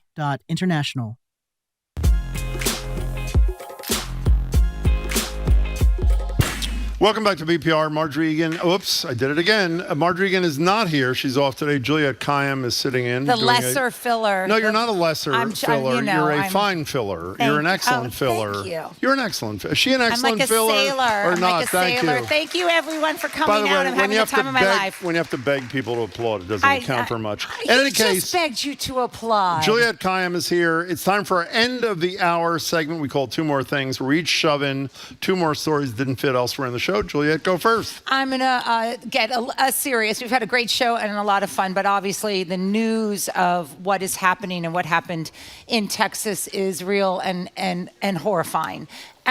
This flood, when the week started, everyone was talking, it was new, unique, no one could have anticipated it. And I'm in this field, I'm in the disaster management field. So I want to explain why we don't make early judgments, but also why we study disasters. The question isn't, did people die? And the number is horrible, and the number of children is horrible. The reason why you want to examine and press as media and analysts sort of questions about what happened is because you need to find out why people died. Right? Why, and in other words, why did this person die and not that person? Because in every disaster, it's not luck. There are a variety of things that protect people or don't protect people. Are there sirens? Where were those young girls in that cabin? And why were they so close to the river? How fast was FEMA in getting search and rescue? So part of it, this isn't like being defensive. It's just like these questions are important because they tell us how we can protect life in the future. Here's my two quick takeaways. One is obviously, and even the president has said, early alert systems. We have to invest in them. Why? 4 minutes. 4 minutes would have saved 30 of those girls. How do we know that? Because we have the technology and everything to know that if they had been alerted and you could get them out in time, they had a 4-minute walk to an elevated area that would have protected them, that didn't get flooded. So that's why you want early alert. You got to give those girls, you got to give those counselors sort of a time to save themselves. The other is, of course, that we were too late on the backside. Lots of clapping, for ourselves from FEMA. We need to get serious about the deployment of federal resources, National Weather Service, NOAA, FEMA. States and localities can't do it again. And this is not just for, can't do it by themselves. This is not just for Texas. America saw 4 1-in-1,000-year storms in less than a week. I don't care what you call it, climate change, not climate change. It's just, that's like reality, right? And we realize that here in our area in Vermont, the Cape, Western Mass. So let's ask the pressing questions, because I actually think it doesn't denigrate the loss. It actually respects the loss. It actually respects what the loss of those girls and what their families will go through the rest of their lives. That's my more than 2-minute pitch. Well, no one knows more about it than you do. Thank you for that, Juliette. Well, it's hard to pick just one Trump embarrassment of the week. And by the way, he never gets embarrassed, so it's not embarrassing to him, but embarrassing, I think, to most other people. Here's what the president said to the president of Liberia. His name is Joseph Bakaya. A country where English is the official language, a country that's founded in part by formerly enslaved people from the United States. Here is the president of Liberia. Again, official language is English. During a White House meeting on Wednesday, you'll hear him, then Trump. And we just want to thank you so much for this opportunity. Well, thank you. It's such good English, such beautiful. Where did you learn to speak so beautifully? Where were you educated? Where? Yes, sir.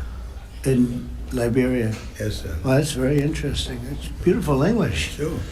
I have people at this table can't speak nearly as well. Yeah, you have one person in particular at the table who doesn't speak as well. So let me repeat. It is, don't you feel like covering your eyes? Yeah, I did. Regardless I just did. of what, I actually hadn't heard that before. Okay, it's unbelievable. Now, speaking of people who maybe don't have great command of the English language, and you can understand someone saying, where did you learn English? Here's this guy. Nuclear enrichment capacity. Big league. Big league. Even the smallest problem. No, the teleprompter just went out. I love you very much. Okay, I would suggest he should spend a little more time working on his than the president of Liberia. Can you imagine? We only have 30 seconds here.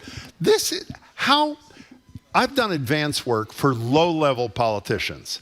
What's the name of the person's coming? Here's his or her picture. Here's their background. Here's their partner's name. Here's the whatever. Do you think that maybe he would know when 5 African leaders are invited to the White House that this is the official language of the country? And as I said, formerly enslaved people here founded the damn country? What an abomination. In any case, that's Donald Trump. Yes. That's it. And in English, I'm going to tell you all. That's all the time we have. Coming up after the 1 o'clock news, our media maven, who's right behind me, NBC 10's Sue O'Connell.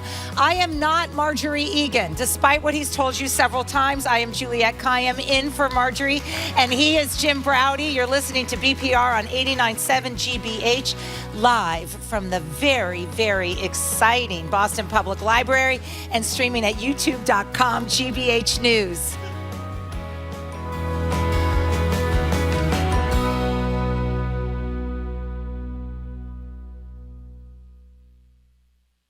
GBH thanks all of our members whose gifts help power this station. And there are so many different ways to make that gift.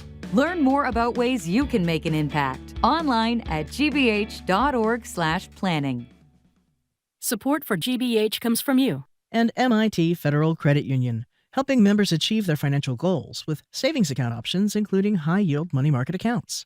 Membership info and more at mitfcu.org. Federally insured by NCUA.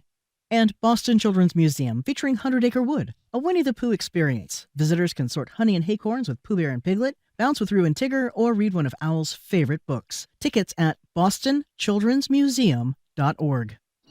You're listening to 89.7 WGBH HD1 Boston. Online at gbhnews.org. GBH News. What matters to you? I'm Jim Browdy, head on Hour 3 of BPR, live from the Boston Public Library. It's NBC 10's Sue O'Connell, who's still not acquitted from serving on the Karen Reed beat.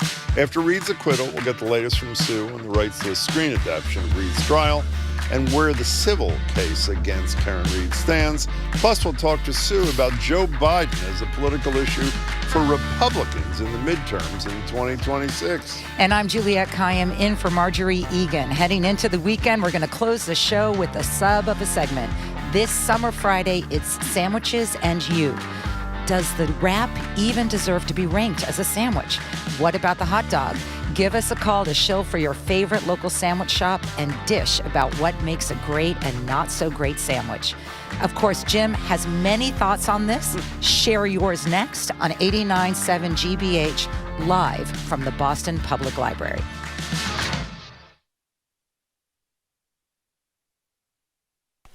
Live from NPR News in Washington, I'm Windsor Johnston. President Trump is turning up the pressure on the chair of the Federal Reserve to cut interest rates. Speaking on his way to Texas today, Trump accused Jerome Powell of dragging his feet, saying the delay is hurting the economy. I think he's doing a terrible job. I think we should be 3 points lower interest rate. He's costing our country a lot of money. We should be number one. Trump's budget director has also slammed Powell, accusing him of grossly mismanaging the Fed. The president is set to arrive in central Texas at this hour. He'll survey the damage from catastrophic flooding that swept across the region a week ago. The death toll has risen to at least 120. Rescue teams are combing through massive debris, searching for survivors. More than 170 people are still missing. NPR's Kat Lonsdorf reports Trump will visit the city of Kerrville, one of the hardest hit areas. The skies in Kerrville are filled with the nearly constant drone of helicopters as search and rescue operations continue. Friday is the 1-week anniversary of the floods, which saw the Guadalupe River suddenly rise more than 20 feet, sweeping up houses, cars, trees, and people in its path. Rescue operations have largely turned into recovery operations. NPR witnessed one body found yesterday. Trump is touring some of the hardest hit areas. Many streets have been closed for his arrival, making travel between towns more difficult. Kat Lonsdorf, NPR News, Kerrville, Texas. Canadian Prime Minister Mark Carney is pushing back his deadline for a trade deal with the United States. Dan Karpenchuk reports it's a move that comes as President Trump threatens to impose a 35% tariff on all Canadian goods starting on August 1st. The two countries have been engaged in negotiations to try to reach a trade agreement by July 21st. But after Trump announced a 35% tariff would go into effect 10 days later, Carney changed his deadline. Ottawa had planned to announce countermeasures against existing tariffs as of July 21st. That could still happen on August 1st. And in response to Trump's letter posted on Truth Social that fentanyl was pouring into the U.S. from Canada, Carney said Ottawa has made vital progress in stopping the flow of fentanyl and would continue to work with the U.S. on the issue. Data from the U.S. Customs and Border Protection shows Canada contributes very little of the fentanyl street supply in the U.S. For NPR News, I'm Dan Karpenchuk in Toronto. Hundreds of workers at the State Department are being laid off today. The department is sending notices to more than 1,300 civil servants and foreign service officers with domestic assignments in the United States. The decision is part of a reorganization plan from the Trump administration. On Wall Street, the Dow was down 267 points. This is NPR. Good afternoon. With the latest from the GBH newsroom, I'm Henry Santoro. T-riders say a planned closure on a significant portion of the Red Line is complicating their day. Shuttle buses are currently replacing subway service between Kendall MIT and JFK UMass while crews conduct routine maintenance work. Michaela Boyd was on her way to downtown Crossing earlier today. She says the shuttle bus delays added 45 minutes to her commute. Usually the shuttles are lined up and they're here. I'm not going to lie. This is the first time I'm waiting for a shuttle, but the shuttles in general are very inconvenient. Don't like it. The shutdown is set to last through the weekend, with subway service resuming Monday morning. Yesterday, we learned that Massachusetts Attorney General Andrea Campbell was taking the Trump administration to court again. This time, it's over a plan by the U.S. Bureau of Alcohol, Tobacco, Firearms, and Explosives, or the ATF, to distribute thousands of machine gun conversion devices known as FRTs to communities across the United States. Now, the suit was filed by Campbell and 16 state attorneys general nationwide. Today we find out that in response to the lawsuit, the Trump administration and the ATF will not send those FTRs to Massachusetts or any of the other plaintiff states. And the company that makes the FRTs says it won't sell them in the states that's filing the lawsuit. As a result, Campbell and the other AGs are withdrawing its motion for the initial injunction. In sports, Red Sox continue their winning ways tonight. They host the Rays for Game 2 of their 4-game series. The Sox have won 9 of their last 10. Yes, sir. This is GBH News. Support for NPR comes from NPR stations. Other contributors include Progressive Insurance. Progressive is looking for dedicated and forward-thinking individuals to join their growing team. More information, including application, at progressive.com/careers.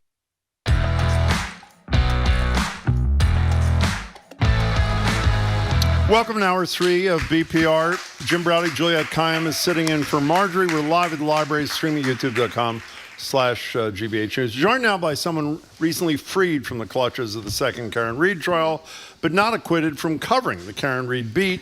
It's our media maven, Sue O'Connell, co-publisher, Bay Windows of South End News, commentator, news influencer for NBC 10. You can follow Sue on all the socials at Sue NBC Boston, and please check out a special series she's doing next week. It's called Mass Impact Immigration at 7 p.m. It's Monday through Friday next week on NBC 10 Boston. Hello, Sue O'Connell. Good day, good day. Good day to you, Okay, so too. enough about all of her. Marjorie. How are you, Marjorie? I'm great. Oh, Thank sorry, you. Juliette. I'm Sailor Marjorie. Thank you. I was like, so I know you have like all these important things Very to talk busy. about. Very busy, but like you're also like a wildlife expert. Yes. Apparently, we were talking before the show. It's wild in Roxbury. Yeah, the coyote situation continues for me, and it's been a year since I've had a coyote encounter. And now, like, what's an encounter? Well, I was chased. I was chased. Chased? I was chased. Was it 2 years ago? I was chased. I think it was 2 years ago. Yeah, Oh, by we found out a mating coyote who was coming after my dog. Oh, okay, so Maud. right, not you. Not well, yeah, but I was with the dog. Yeah. So and I had to call 911. It was a whole thing. I mean, it really was. And since then, I have been stalked by them through Roxbury. I live in Fort Hill, right next to Roxbury Community College. It's not like I'm in the boonies. And this morning, I haven't seen one in a while. And this morning, we're walking along the empty lot on Marcella that folks know really well. And what I love about the coyotes is you don't see them. Yeah. You're looking for them, and I looked, and there were two adolescents. I wouldn't say pups, adolescents. And they were like, hi, hi. And Maud was like, oh, here we go again. But you know what I have? My baton. And so I banged the fence. That you're supposed to. I did learn that because where I live, I had to read once because my dog was kind of. So I know we're gonna get to something serious, but if the coyote.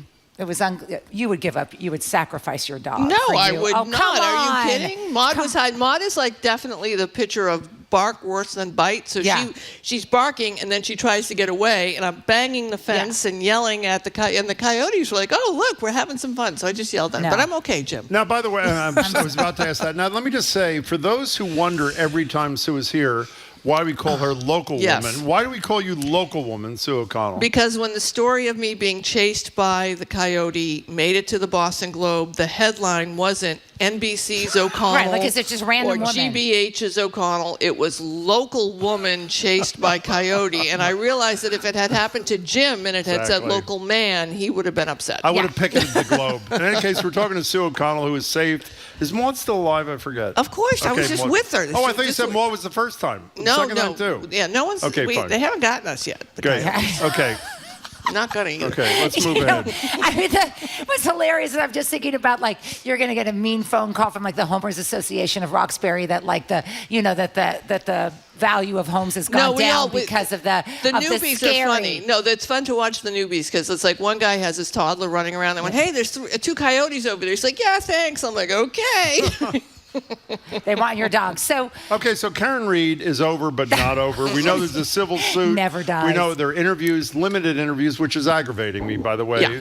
That the lawyer, Alan Jackson, is giving mostly to friendly people. Howie Carr, Turtle Boy, and things like that. Yeah. Even though there was a Vanity Fair thing. I think the Herald this morning had a story that roughly $500,000 was paid to Hank Brennan, who was picked as the prosecutor in this case, plucked from the private sector. I don't know enough to know, considering how complex this case is, if that's something we as taxpayers should be upset about, or say, listen, you got to pay for quality, even though he lost the case, quality legal representation. Well, I will say that there's a number of things that are true here. Number one, you don't want to worry about the cost of something when you are trying to get justice, right? Yeah. So, however much it would cost to pursue a situation like this, I think that we should be okay about paying it. And obviously Hank Brennan is an extraordinarily talented lawyer. He did the best possible job he could have done with what he had. But the reality here is the district attorney's office should be on the tab for the $600,000 that Hank Brennan was paid, plus the Dedham police costs, plus the state police costs, plus all the other costs and the first trial costs, because there's just been no evidence that led them to have a murder charge, right? Yeah. And that is the waste of money here. It's not, spending money to pursue justice. It's spending money to pursue justice when there was no evidence to justify with the wrong it. charges. Wrong charges. And the state police, who did a horrible job testifying, and some other police officers, that's the waste of money here. Paying money to have a, Sergeant Buchanan up on the stand, not answering questions, because he's getting paid to be up there. That's our tax dollars while he's sitting there. He's not testifying for free. So there was an enormous waste of money here, a waste of resources. And again, not because we shouldn't be paying whatever we need to pay to get justice, but there were bad decisions made in this case, and that's on the district attorney. So what is one, it sounds like there's an end to that sentence. And as a result of that... Yeah, people should vote and should understand that, all this time that a lot of people vote for DA. Whatever, like the ACLU had, remember they had a What a Difference a DA campaign a few years ago? Judges, district attorneys, and police officers, police commissioners have more power over your life and your freedom than almost any other role in the entire country. And you vote for many of them, or they report to people who you vote for. If you don't like what happened in the Karen Reed case, whether you think she did it or she didn't do it, or whatever you think, if you're unhappy, get off Twitter, get off X, get off social media, find out who is representing you, and make change. Well, and I think also the state police. My sense is that there has not been much accountability. Well, they fired Proctor. They're moving people. They moved Buchanan. They're moving other people. We're hearing the new colonel is taking action. But look, the reality is... And they fired Proctor. Well, Proctor's fired, but he's also petitioning to get his job back. And when you look at some of the things that police officers and police troopers do that they don't get fired for, and then you think that he got fired for what he did, which is terrible, I think it's likely that Proctor's going to get his job back. Wow. But, again, the state police... This Enrique Delgado, who died during training, we still don't know what happened with that. We should have asked the Attorney General about that. We have an outside auditor who has come in to investigate it, because the state police have no one here who investigates them, unlike other states where they have a body who would investigate a state police. So it's a terrible situation. We're here in Massachusetts. And obviously, it is the weirdest thing about this state, and I said this yesterday. It's like we have very progressive political leadership. They are not. I mean, there is. Our public safety apparatus is still kind of old school in the sense of sort of oversight and progressivism and stuff. So it's good to see the AG and stuff push that. But generally, it's not been a transformative change in that end. What government that you're aware of, Republican or Democratic, takes on in an aggressive way the police forces for which they're responsible? Well, I think the issue, I think Florida Republicans in Oklahoma. Louisiana, you have had. And then Democrats, but you've had real changes in how in incarceration rates and the way we're thinking about oversight of police departments. Now that might change under Trump and stuff, but I'm always surprised by that. Well, it has changed already. A lot of the consent decrees. Are going away. To honor and that sort of thing. One last thing about Reed before we leave it. There was a motion made by her lawyers, including some new lawyers, to dismiss the civil suit. That's just a perfunctory thing. Yeah, they have to do that. There's going to be a trial unless there's a deal. As we know, most civil suits are settled on, and the family, the O'Keefe family and John O'Keefe's family, who you feel terrible for, going through this, trying to find someone to hold accountable and trying to get some information. But the Reed moved to have it dismissed. We'll see what happens with that. You have to do that. We're talking to Sarah. By the way, before we continue, Sarah is listening in Pennsylvania. Here's her text. as you were calling Juliet the filler, by the way, I didn't call her that, she called herself that, I reminded that I dreamt that Juliet was our family dentist last night. Can I just chime in? And I kept wondering how she managed to run a dental practice on top of all her other engagements. What is that about? I don't know, Sarah. Dream bigger, first of all. Me being your dentist is not it. But I have to say one thing. This is, I've written about this. I am from a large Lebanese immigrant family. I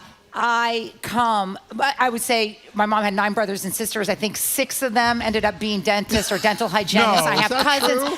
We are the Deeb Mafia in Los Angeles, also known as your dentist in the Encino Valley. So your dream is kind of weird because if I weren't here, I'd be a dentist. I think she's filling the gap because people would dream about Queen Elizabeth. Remember that? I do. So I think you're stepping into that role. Yeah, for me as many a people dentist, now. so yeah. By the way, Sarah, I don't have time Thank you, for this, Sarah. but Juliet just texted me and said you need an implant. Yeah, exactly. So you should get that taken care of as quickly as Dream possible. bigger. You know, Scott Brown, I can say this because Marjorie's not here, because she's going to think I mean this in an arrogant way.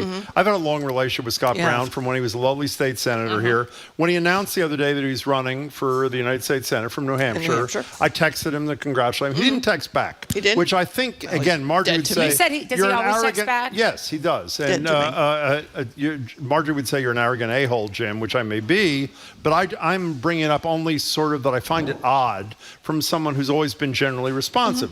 And then I read the Globe today, and his initial line against Pappas, who is the congressman who is running for the Senate seat, the vacant Senate seat there, is essentially to brand him as Joe Biden's best buddy. That comes, interestingly, on the same day that the Washington Post does an editorial saying that there has to be an investigation to get to the bottom of the Biden thing. Not as a witch hunt kind of thing, a la the Republicans, but rather something we've discussed on the show for years. There needs to be much more transparency about physical and mental health of candidates and actual office holders who are president of the United States. So my long-winded, well, there was no question there. Here comes the question. How big a thing is Biden going to be in the midterms in 2026 in your estimation? It's hard to tell because the Democrats are still kind of MIA, so it's not really sure what their response would be. I don't really know how effective it is to hold Biden up as the bad guy, for the Republicans, when some of the issues they would use against Biden are equally dangerous for Trump. And I know that doesn't matter within the camps, but things were good under Biden for many people. But the truth is not something. No, I know, but those people are going to. Those people don't matter. So I mean, in terms of they're not going to change their mind. But the people who are persuadable, are you really going to say, okay, we've got this guy who doesn't know about English and who speaks English in Africa and where Liberia comes from. Wait till we tell him about the South Africans. Yeah, well, that's going to be a tough one. And then you've got Joe Biden, who's just eating ice cream, and things on the Delaware Beach. By this point in the midterms are going to be worse than they were under Biden. So I don't know. If I were a Republican and I were looking to persuade people to vote for me, I wouldn't talk about Joe Biden at all. Okay, so forget the policy stuff. Let's assume you're right for argument's sake. I would argue that if I were a voter in a district where a Democratic incumbent who had a lot of contact with Joe Biden, let's say in the last year of his presidency, and either said nothing about his cognitive situation or said how great it was, as many people did, I don't think it's unreasonable for a voter to say that's a demerit on the record of John Doe when I'm going to the voting booth. I agree, but again, it's almost as if Biden protected them in a way, because there are very few people who had that kind of access to Biden who would be able to say, look, he's diminished. The people I've talked to that did have access to him a few times said, when I met him, he was fine. Like we've all have relatives like this. He was great. We had this conversation. And then he had a bad night, or he had a, Right. So those people, sure. Anyone who knew and didn't say anything, like Seth Moulton, who knew and said something. He did say something. And a number of people who did, that's going to definitely was he the first congressperson in America to say that he should consider not running? It's just obvious. I mean, that's what he said. It's interesting on this, just picking up, I also think that the Democratic nominee, I'm not endorsing anyone in 2028 will be someone totally unaffiliated with Biden. Yeah. That the Biden team, all of them, right? Foreign policy, national security, all of them, that they will be evaporated from the party. I agree with you, and I think that the Biden team also, is somewhat the. You know how I feel about them with Gaza, so I'm not upset about that. Right, but they're sort of like they were the grudge team against Obama in the Democratic, field. So there's not a lot of love for many of the people in the Biden And you see world. the Obama people saying, we told you so. But right, there's a group called Project 2029 that's being formed by a bunch of former Biden people, including to think through where the party is, Neera Tanden and all the same names. And I was like, who's going to tell them? Right. Who's going to tell them? Because you're going to have to answer to where was Biden and this team. And I mean, I'm ready for a change. Let's just put it that way. By the way, can I just say something to pause those of you about to send angry texts? The fact that we're talking about people being held accountable if they knew something about Biden's decline and didn't share it does not mean that we're equating that with the horrors that we've been describing of Donald Trump. Two things can be true, even if they're not equal at the same time. I mean, as you said, the vacuum in the Democratic Party will get filled. Trump clearly has his party. People like Scott Brown will want to focus on Biden, and it's up to the Democrats to figure out who is going to be the person. It will not be someone with close ties to Biden. I think that bodes for Mayor Pete and others. Yeah, the danger for the Republicans focusing on Biden is even though Biden was incapacitated, things were better. Yeah, that's true. Yeah. So, if you're going to keep saying, look, he didn't know what he was doing. Yeah. Well, look, the inflation was going down, and look where we are now. So I would say stay away from Biden. Okay, so the most, I do have to then ask you, so why is no one having sex? Well, that's a rather How is that for a transition? It's a nice transition. How is that? But I want to go from high politics to bed politics. Yeah, so New York Mag and a number of people are talking about how this generation, Gen Z, is that what they are? Gen Z is having the least amount of sex. This Gen Z is how old? They're born in 2000 forward. So 20, they're 25 years old now. Yeah, 25 years old, and they are having fewer partners. I mean, we talked about this about 10 years ago on the show, Jim, where we have scared the bejesus out of them with HIV and pregnancy and STDs and getting vaccinated to make sure you don't get all these cancer-causing. So we have effectively told them, if you have sex, you're going to die or get pregnant and your life is going to be ruined. So congratulations there. And then we've got the social media alienation, where you're not going to accidentally consensually hook up with your friend if you're never in the same room with them. That's kind of a thing you need to do in order to actually have sex, is be in physical sex, be in the same room.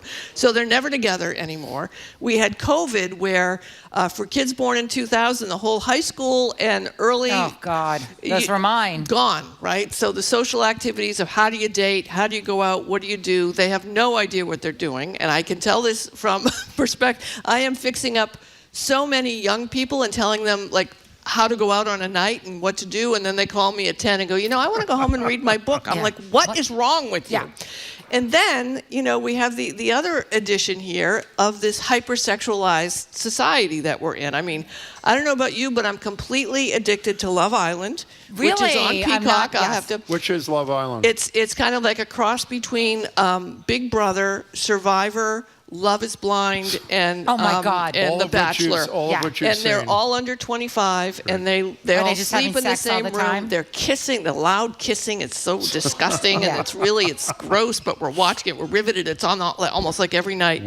So yes, it's a family show. Yeah. And so you have this hyper-sexual stuff that they're watching, and you've got, of course, the porn, which is everywhere, but they're not doing it. So we have created these which silos. is the exact opposite when we were growing up. Remember Tipper Gore? Like, if we heard the wrong music, we'd be all taking off our clothes and having orgies. It's the exact opposite that somehow...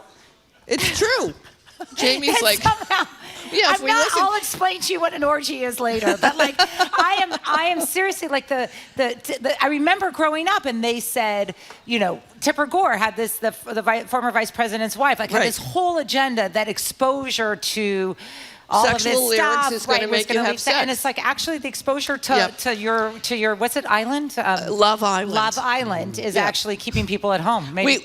And we've turned into like a Being There society, to go back into a movie reference from one of the best movies ever. decades Peter ago. Sellers. Yes. We're just watching. We're watching. We're not doing it. So I don't know what they're going to do. I'm not really that worried about it because I'm 63 and I could do whatever I want now. A lot of us or nothing at all. Or nothing at all. A lot of us heard that music, took our clothes off, and realized no one else was there. That was one of the still fine. That was one of the still problems. fine. Now, Sue, for those who don't know you well, local woman, your former life, you were a music kind of professional, correct? What did you do exactly? I was music director at KISS 108 in the early 80s. I worked for Geffen Records, Atlantic Records, A&M Records, and WBOS and WFNX. Okay, so the reason I bring that up is I am wildly excited about a CNN special coming up on the 40th anniversary of Live Aid. Now, in a minute, you'll explain to people, for the 3 people who don't know what Live Aid was and what it was dedicated to. Here's one of the most iconic clips in the history of rock. It's Freddie Mercury and Queen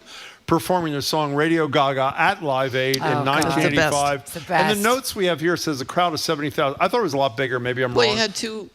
You had it's London America and the Philadelphia. Okay. In any case, here's just a couple of seconds of this. And if you haven't seen the video, Google it when the show's over. It's amazing. Here's Freddie Mercury. All we hear is Radio Gaga.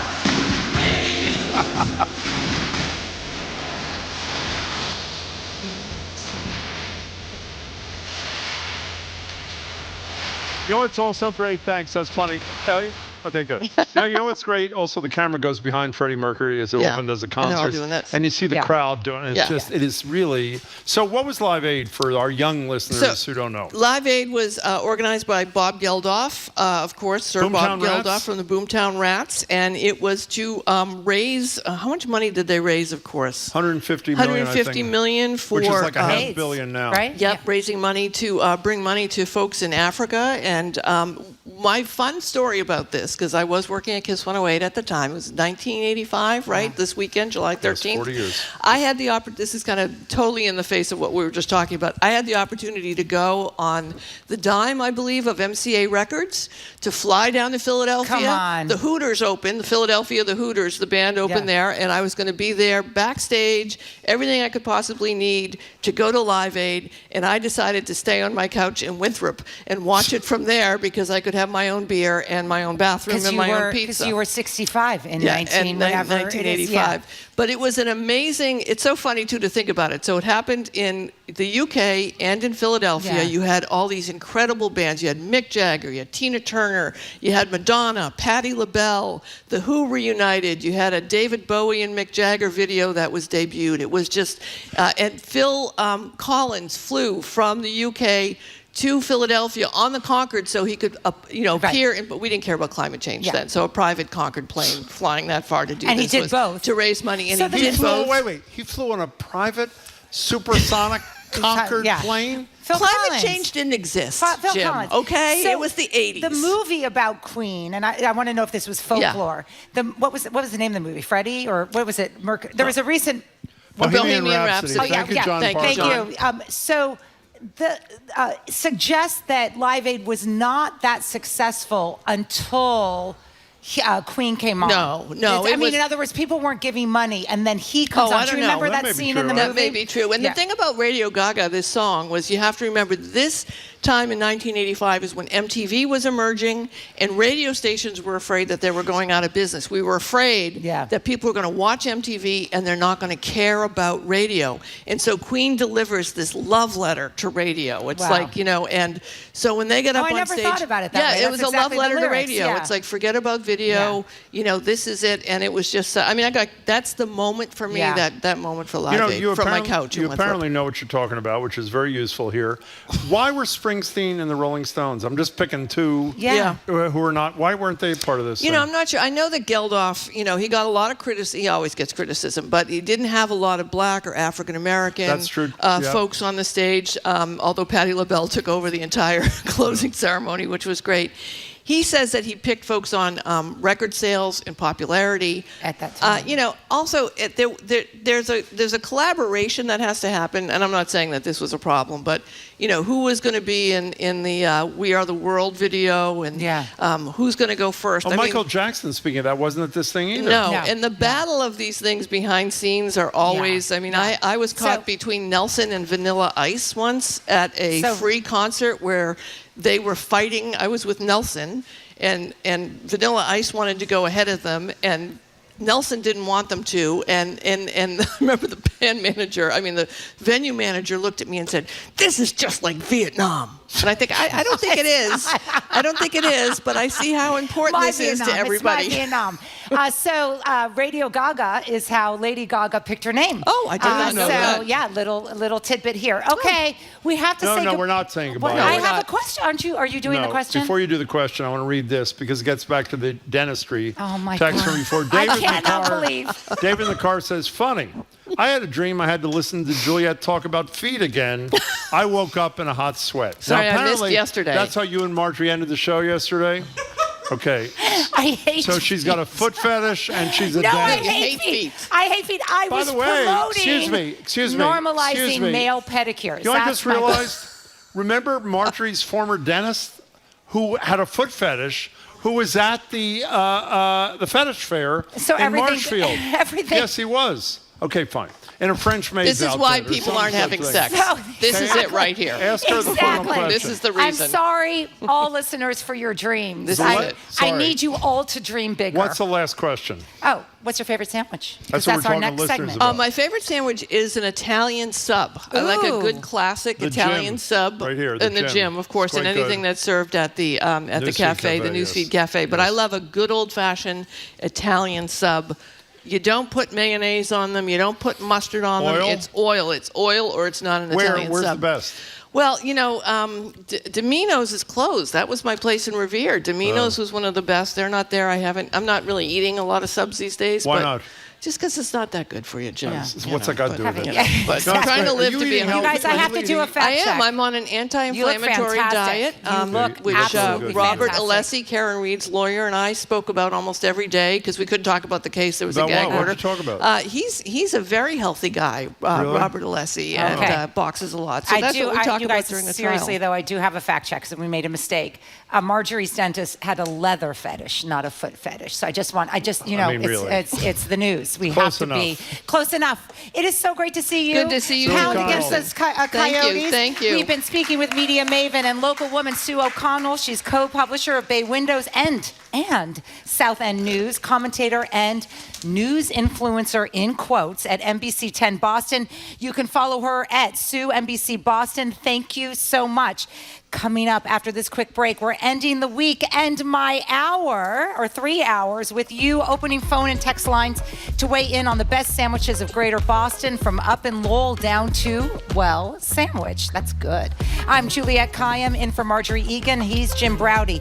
You're listening to BPR on 89.7 GBH, live from Boston Public Library with the crowd, and streaming at youtube.com, GBH News.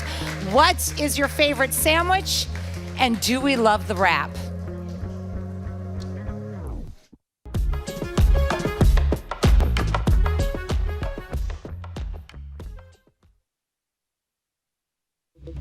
"56 years ago this week, George Clinton and the Parliaments performed live on WGBH's Say Brother. Clinton says the audience got to witness the birth of the funkadelic sound in real time. And we started just making up stuff right on live TV, which was like freestyling.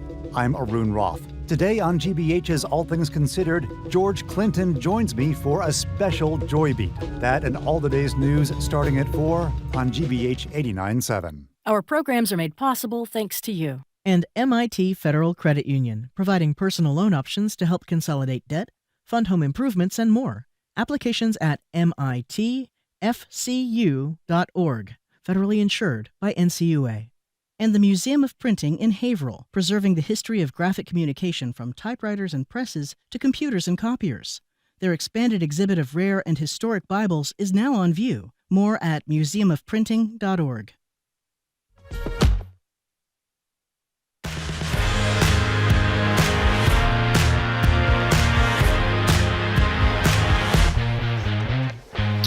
Welcome back to BPR. Marjorie Egan is not here. Juliette Kayyem is in for her. I am Jim Browdy. We're live at the library, streaming at youtube.com/GBHS. One programming note we should have mentioned earlier, my apologies. For those either here for or planning to come here for the Culture Show, it will not be live at the library today for a variety of reasons. They have a fabulous repeat show that will be coming on at 2 o'clock, but they will not be here. Our apologies on their behalf. So we're on quite a streak, apparently, this week. Kissing cats on Wednesday, toe cleavage yesterday, sandwiches today. We're inspired by the Globe's list of the best sandwiches and sub shops in Greater Boston. Their list includes names like, I don't even know if I pronounce this right, Tannock, that I think is in Medford and Somerville and Boston, whatever, Joe's Famous Steak.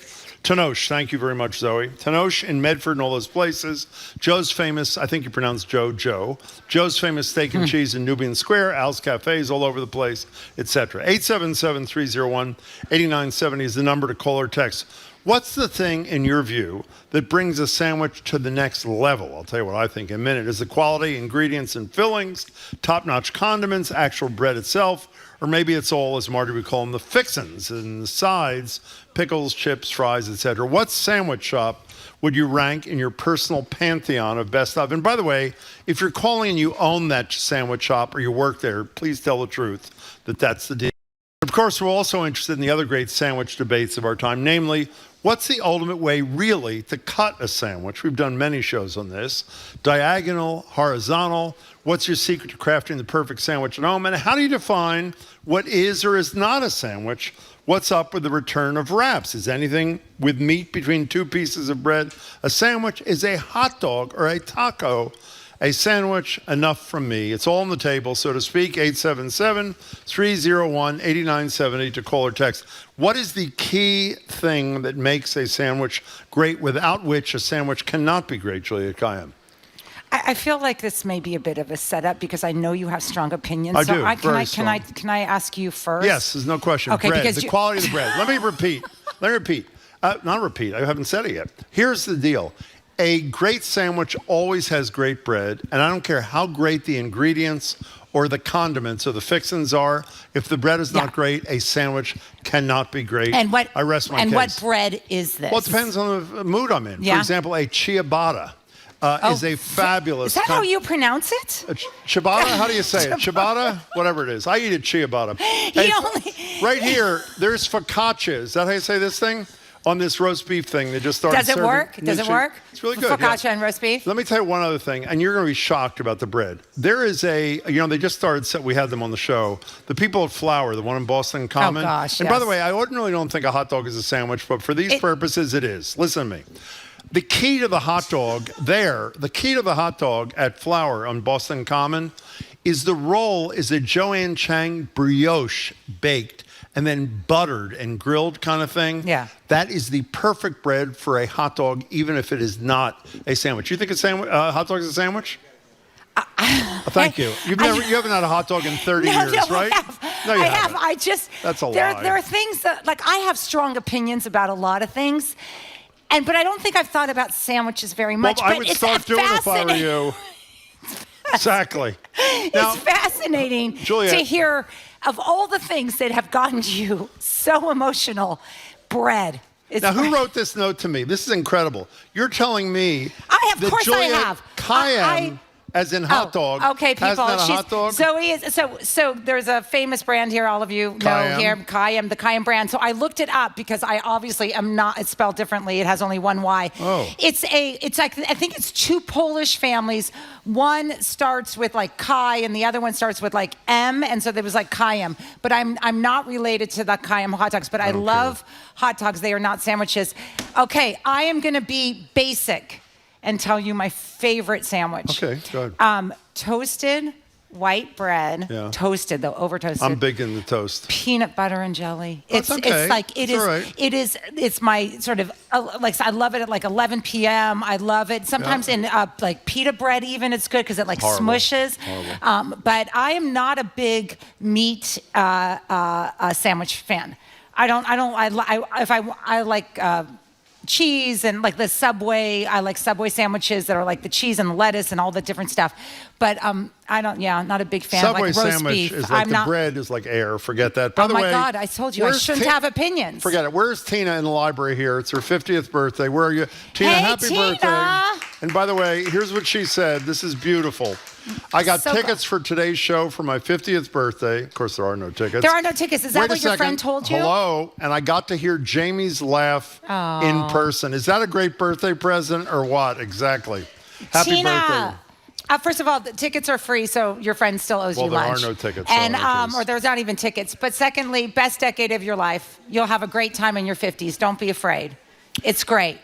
Okay. It's great. What's your favorite sandwich? What is the key thing in that sandwich that makes it as great? By the way, the best sandwich I've ever had in my life, since you asked, Juliet, was at the Carnegie Deli at 57th and 6th Avenue, a corned beef and Swiss on rye. Let's go. So that's and then do they put sauce on top of it? Like that's they put mustard. They don't put sauce. They put mustard. They don't put sauce. Don't some sandwiches. Sauce. Can we please talk about something I eat? Caroline. I eat candy. Caroline, I have the worst sweet tooth in the world. Well, that's actually going to be tomorrow's show.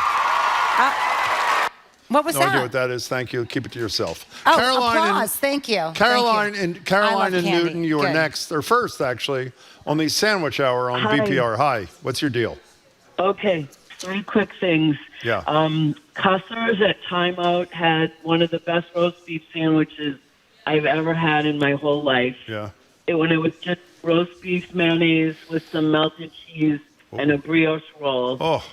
It was amazing. What's the And place then again? Whoa. the What's the other place thing- again? What's it called? It's called Cussers, Cussers. Cussers, It's in okay. the Time Out at on the Time Out, yeah, the mall. You know that market. Yeah. And then this is a little out of the way, but Sue O'Connell and I share a love for Italian subs. Wellesley Tutto Italiano, the best Italian sub you'll ever have. Wow, And they Tutto also Italiano. sell Italian. Yeah, it's in Wellesley Square. It's worth the ride, and they also sell like Italian goods. Now, Caroline, before you go away, since I consider myself to have some expertise, even though I mispronounced the bread a minute ago, I was so excited. My view about the best roast beef sandwich is the roast beef has to be paper thin. Would you agree with that? Yes, this was. It was paper thin, and Beautiful. it was like just the perfect rare, not raw rare, but just it was the best sandwich I've had in I've been thinking about it since I had it. I knew you were. Caroline, that is Thank a you, spectacular Caroline. call. Wow. I about 7 minutes ago, we heard Jim pronounce the name of a bread. Would you like to do it again? I said ciabatta because I was so excited. And it may be that that's inaccurate. It may not be. I don't know. We have a clip to settle this. I literally can't stop laughing. Julian Miguel so to help funny. with the pronunciation of ciabatta. Ciabatta. Ciabatta. He said it too. Say it again. Ciabatta. Say it when I ask you to say it. Julian Miguel. Here it is. Ciabatta. Thank you. Yeah, Exactly. you were close. Let's leave it at that. Okay, we're going to leave it at that. But sandwiches have a role in our culture and our pop culture, and lots of great movies and TV shows have been based around scenes on the sandwich. I think the most famous one is from When Harry Met Sally. Yes! Yes! Oh! Oh! Oh! Oh, God. Oh. I'll have what she's having. Now, for those who've seen the movie, you know the person who says, I'll have what she's having as she's faking an orgasm is an older woman sitting there. Does anybody know who played the older woman? Who? Rob Reiner's mother. Exactly right. Rob Reiner's mother. And she ordered a sandwich, obviously, or they had a sandwich, obviously. Otherwise, that wouldn't have made sense. So, okay, Where are we going? I'm open. Well, I'm open to. I would love to hear where people are getting these best sandwiches, but Paul from Ipswich makes the great point that perhaps, especially in the summer, the best sandwich is an ice cream sandwich. Wow. The most underrated dessert, cheap thing that you could still get an ice cream sandwich for like $1 at a Cumberland Farms. Yeah, it so tastes I'm just like crap, that's too. I know. Nick and Hart, there's ice cream sandwiches and there are ice cream sandwiches. Let's face it. Nick and Hartford, you are next. We're Crown. talking sandwich talk here on BPR. Welcome. ice cream sandwich is technically a sandwich, but a wrap should never be a substitute for a sandwich. That's my strong opinion on it. And so what would you call a wrap, though? Just a wrap? Like, what is it? It's not. Yeah. If it's not, okay, just a wrap. That's a new genre. Why do you think that, by the way? I think you're in the majority. Why do you feel a wrap is not a sandwich? Man, those like uncooked kind of tortilla thing. Like, it's just, why do that to yourself? Have bread. Life is short. If you're going to have the gluten, just go for it. I just can't get behind it. I love that living on the edge, right? If you're going to do it, just totally do it. That's beautiful, Nick. You said it beautifully. Yeah, Thank you. You have anything else you want to say? I was going to say for many years, I actually worked at a sandwich place in Jamaica Plain. Yeah, what was it? And for my money, one of their signature sandwiches is still the best one I've ever had, and I still go out of my way to get it when I'm in town. What is it? And that is at City Feed and Supply, and it's their smoked turkey, the number one. Yeah. It is an Iggy's brioche bun. That's good Smoked cheddar, smoked turkey, pesto, mayonnaise, roasted red pepper relish, and pickled onions. Boy, you said that with such love. Hey, Nick, before you go away, what's the story of that? When you're driving in New York on 84, right outside Hartford, there's that deli that everybody stops at to get a sort of a corned beef sandwich. What's the name of that joint? I know what you're talking about because my wife grew up in Concord, and they used to have to drive through this area. But you can't remember I believe it's in Vernon, Connecticut. It might be. I don't know. But I can't remember the name of the deli. But Vernon is where it is. By the way, that description of that smoked turkey sandwich was absolutely spectacular. Thank you. Reins, R-E-I-N-S is the name. Thank you, whoever in the audience said that. Thank you. Rhines, is that how you say it? Rhines? R-E-I-N-S, Rhines. You know how they pronounce ciabatta in Rhines? How? Ciabatta. They do. Thank you. Ciabatta. So we're both in Cambridge. I actually am going to go on a little memory lane. Do you remember, and they may still have it in the North End, a sandwich and pasta shop called Il Panino? Yeah. It was on Mass Ave, and it was like in this, like, they actually did have a really good sandwich. They did that, like the prosciutto, mozzarella, and tomato. That's like a caprese or something. You never ate that, though, right? No, I did. That's the one I did eat. You but did. I really think we're not talking about peanut butter and jelly sandwiches enough. They are so, everyone has so much stuff in it. Just think about it. It's the easiest thing to make. You can keep them in the refrigerator for a long time, and sometimes they just do the trick. Well, you know, it's a variation, and people might say this is too cheap trick too, is grilled cheese, like a Roxy's. Grilled cheese. They are spectacular. They're incredible. In the spirit of full disclosure, my daughter used to work at Roxy's, but that's not why I said it. Betsy in Wellesley, where we learned, at least according to one caller, best Italian sub anywhere in the land. Hi, Betsy. That is true. We have some amazing shops here, but my go-to, and I do not eat a lot of sandwiches because I'm more of a salad girl, but Cuddy's in Brookline Village makes a broccoli rabe with mozzarella and some kind of magical that does tomato sound jam. good. And I go once a month. I would go once a week if my scale would let me. It's the greatest sandwich in the world. By the way, that's on the Globe list of the best sandwich shops. It is? Cuddy's is, with best sandwich shops in wherever, Greater Boston, So you didn't that sort of thing. I'm surprised you didn't make fun of Betsy, putting broccoli in a sandwich. That would seem to be inconsistent with the gym philosophy. It is generally, but I love broccoli, so it's my favorite vegetable. Oh, really? It really is my favorite And vegetable. with bread, it's totally fine. It's fine. Okay, I good. prefer it in a Betsy, bowl. we've learned something new about Jim through this, because I thought he might make a little bit of fun of you. Now, I'm going to tell you something that is not new about Jim, but since an anonymous texter says, I do love liverwurst, is that a sandwich? The best sandwich I make at home, since no one is asking, is the following. Several slices of liverwurst, Swiss cheese, toasted rye preference, red onion sliced thin, and Dijon mustard. Let me repeat that for you. Liverwurst, Swiss cheese, thinly sliced red onion, Dijon mustard on toast. I mean, is that spectacular or what? How often do you make that for yourself? More often when I get liverwurst, I just put a hole in the end and squeeze it into my mouth. So more often, thank you very much. I appreciate that. So, and By the way, you haven't listened enough. I don't like liverwurst. I love. I know this love liverwurst. So, and where are the girls on this? Where are your daughters on this? Are they? I don't share it with anybody, so I wouldn't You just know. you literally go into the kitchen and you make your favorite Yes. thing, and then do you hide somewhere? Do you I eat it usually in the stay kitchen? we have a rocking chair in the kitchen. I usually sit in the rocking chair with a seltzer. What is your problem, Jamie? What do you care, Jamie, if I eat it by myself in the kitchen? On the What does he rocking care? chair. I know, but the whole liverwurst on the rocking chair by yourself in the kitchen, you have to admit, it's a look. What'd they say? Not talking about this. Fine. That's exactly. We haven't heard from her in weeks. I know. So, wait, what?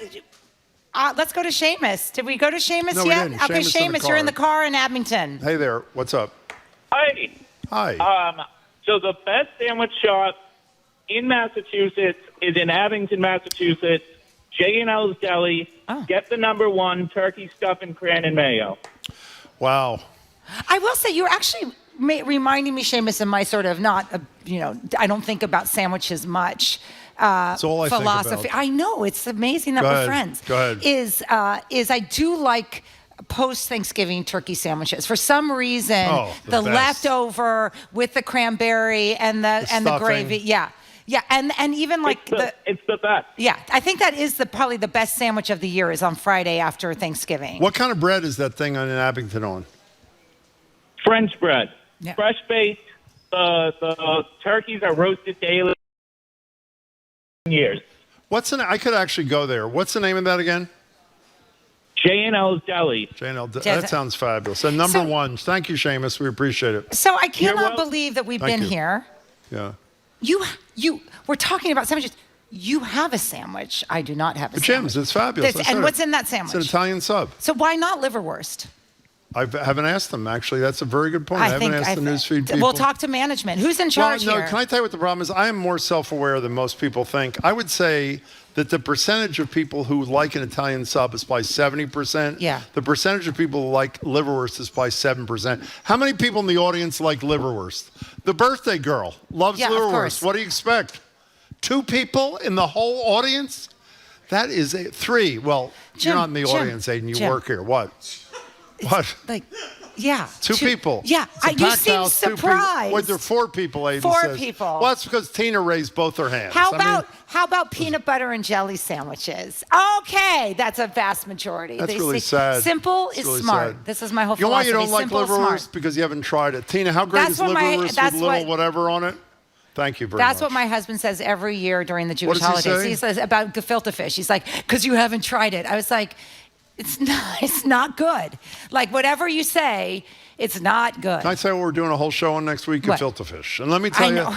gefilte fish with homemade horseradish, Yeah, people which I have been make. saying I this. make homemade horseradish. Yes, listen, I am very Spectacular. I am very supportive. Tina, of do you like the gefilte faith. fish? Do you even know what it is? You know, I know you shouldn't even know Yeah, what it no, is. there are many things. I'm very supportive. My kids are Jewish. I go to synagogue.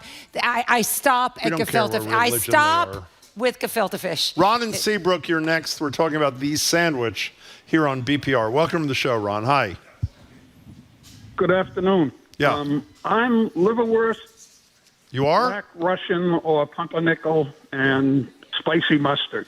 But if I can't be too sappy, any sandwich can become my favorite if someone I like makes it for me and brings Oh, Ron. That is so lovely.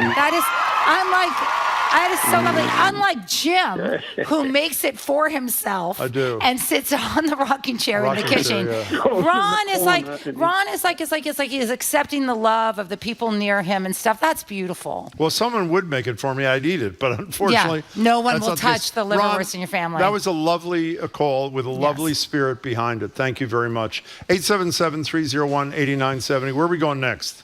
We're going to Karen in Plymouth. Hello there. Hi, how you doing? Excellent. Well, my favorite sandwich is the BL toasted on whole wheat. Mayonnaise has to be good. If it's well made, you don't even need mayonnaise. But I even like the LT without the bacon. But I like bacon to be chewed. A BLT on toast is fabulous. Yeah, it is, and it's that too is underappreciated. Like You're we're right. so busy, these $18 sandwiches that are like, the size of your face. That just a simple BLT, a simple peanut butter and jelly. They're not going to do a Juliet sandwich for me because I'm summer filler. But if they did, it would be peanut butter and jelly sandwich. What is your Karen? What is your mayonnaise of choice? There are a lot of different opinions. What do you prefer if you use it? Well, probably organic, but I'll take Hellman's. And I want to give a shout out to the Lee Side in Woods Hole. It's a little pub just before you take the ferry that serves great sandwiches. Well, that's good. Including fish sandwiches. A fish sandwich. You're talking about fried fish. Are we talking about fried fish, Karen? No, do not put fish in between bread. With tartar? No, oh, yes, you do. Oh, yes, it's, you do. Okay, anyway. Let me tell you something. Karen, thanks. Thank you, Karen. What's on the screen there, anonymous texter? Oh, fluff or nutter, not a sandwich. Can I tell you something? I would rather be, let me be clear, waterboarded than eat marshmallow fluff. Do you like marshmallow fluff? Not particularly. You know where they made it the first time? Where? Somerville. Oh, at the. I don't know where they made it, but it was originated. Am I right about that? And then it moved to Lynn. Thank you. If I'm ever allowed back to guest co-host, well, I don't think that's happening. I know. So I'm worried a little bit. Although, you know, I could be a dentist now or whatever. But I hope we can do one on the best candies because I do have an incredible sweet tooth. It's sort of the. Well, what is the best? We only have a minute. What's the best candy? Twizzlers. Twizzlers are pretty good. But you know what's even better? Period. Someone who works on Jamie, am I right about this? Does someone bring black licorice to us from trips in Europe or nothing? Okay. Maddie did. Maddie did. Yeah. It was the best thing, thank you, Maddie, that I ever ate. You don't like black licorice? No. Okay, Twizzlers. fine. Twizzlers. And then I like hot tamales. I like hot tamales are okay. Hot tamales are pretty good. Do you remember Good and Plenty? Of course. Very good. That has a licorice theme too. So I guess I'm on the sort of the sweet side of candy.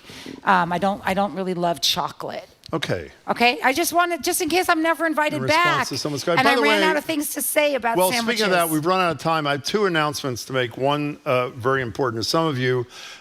She will be holding office hours at her dental office on Thursdays next week from 2 to 5. You can check that out. Where I'll examine your feet. Exactly. In my dentist office. But here's the serious one. A lot of you have gotten in touch with us saying we talk about demonstrations and protests, not to organize people, but to just tell you they're there if you want to go.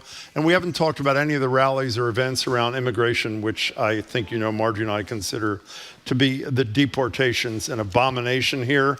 On July 15th at the JFK Federal Building from 12 to 4, there is going to be a gathering, as they say, in solidarity to bear witness to the suffering and fear borne by our neighbors and to show them our love and support.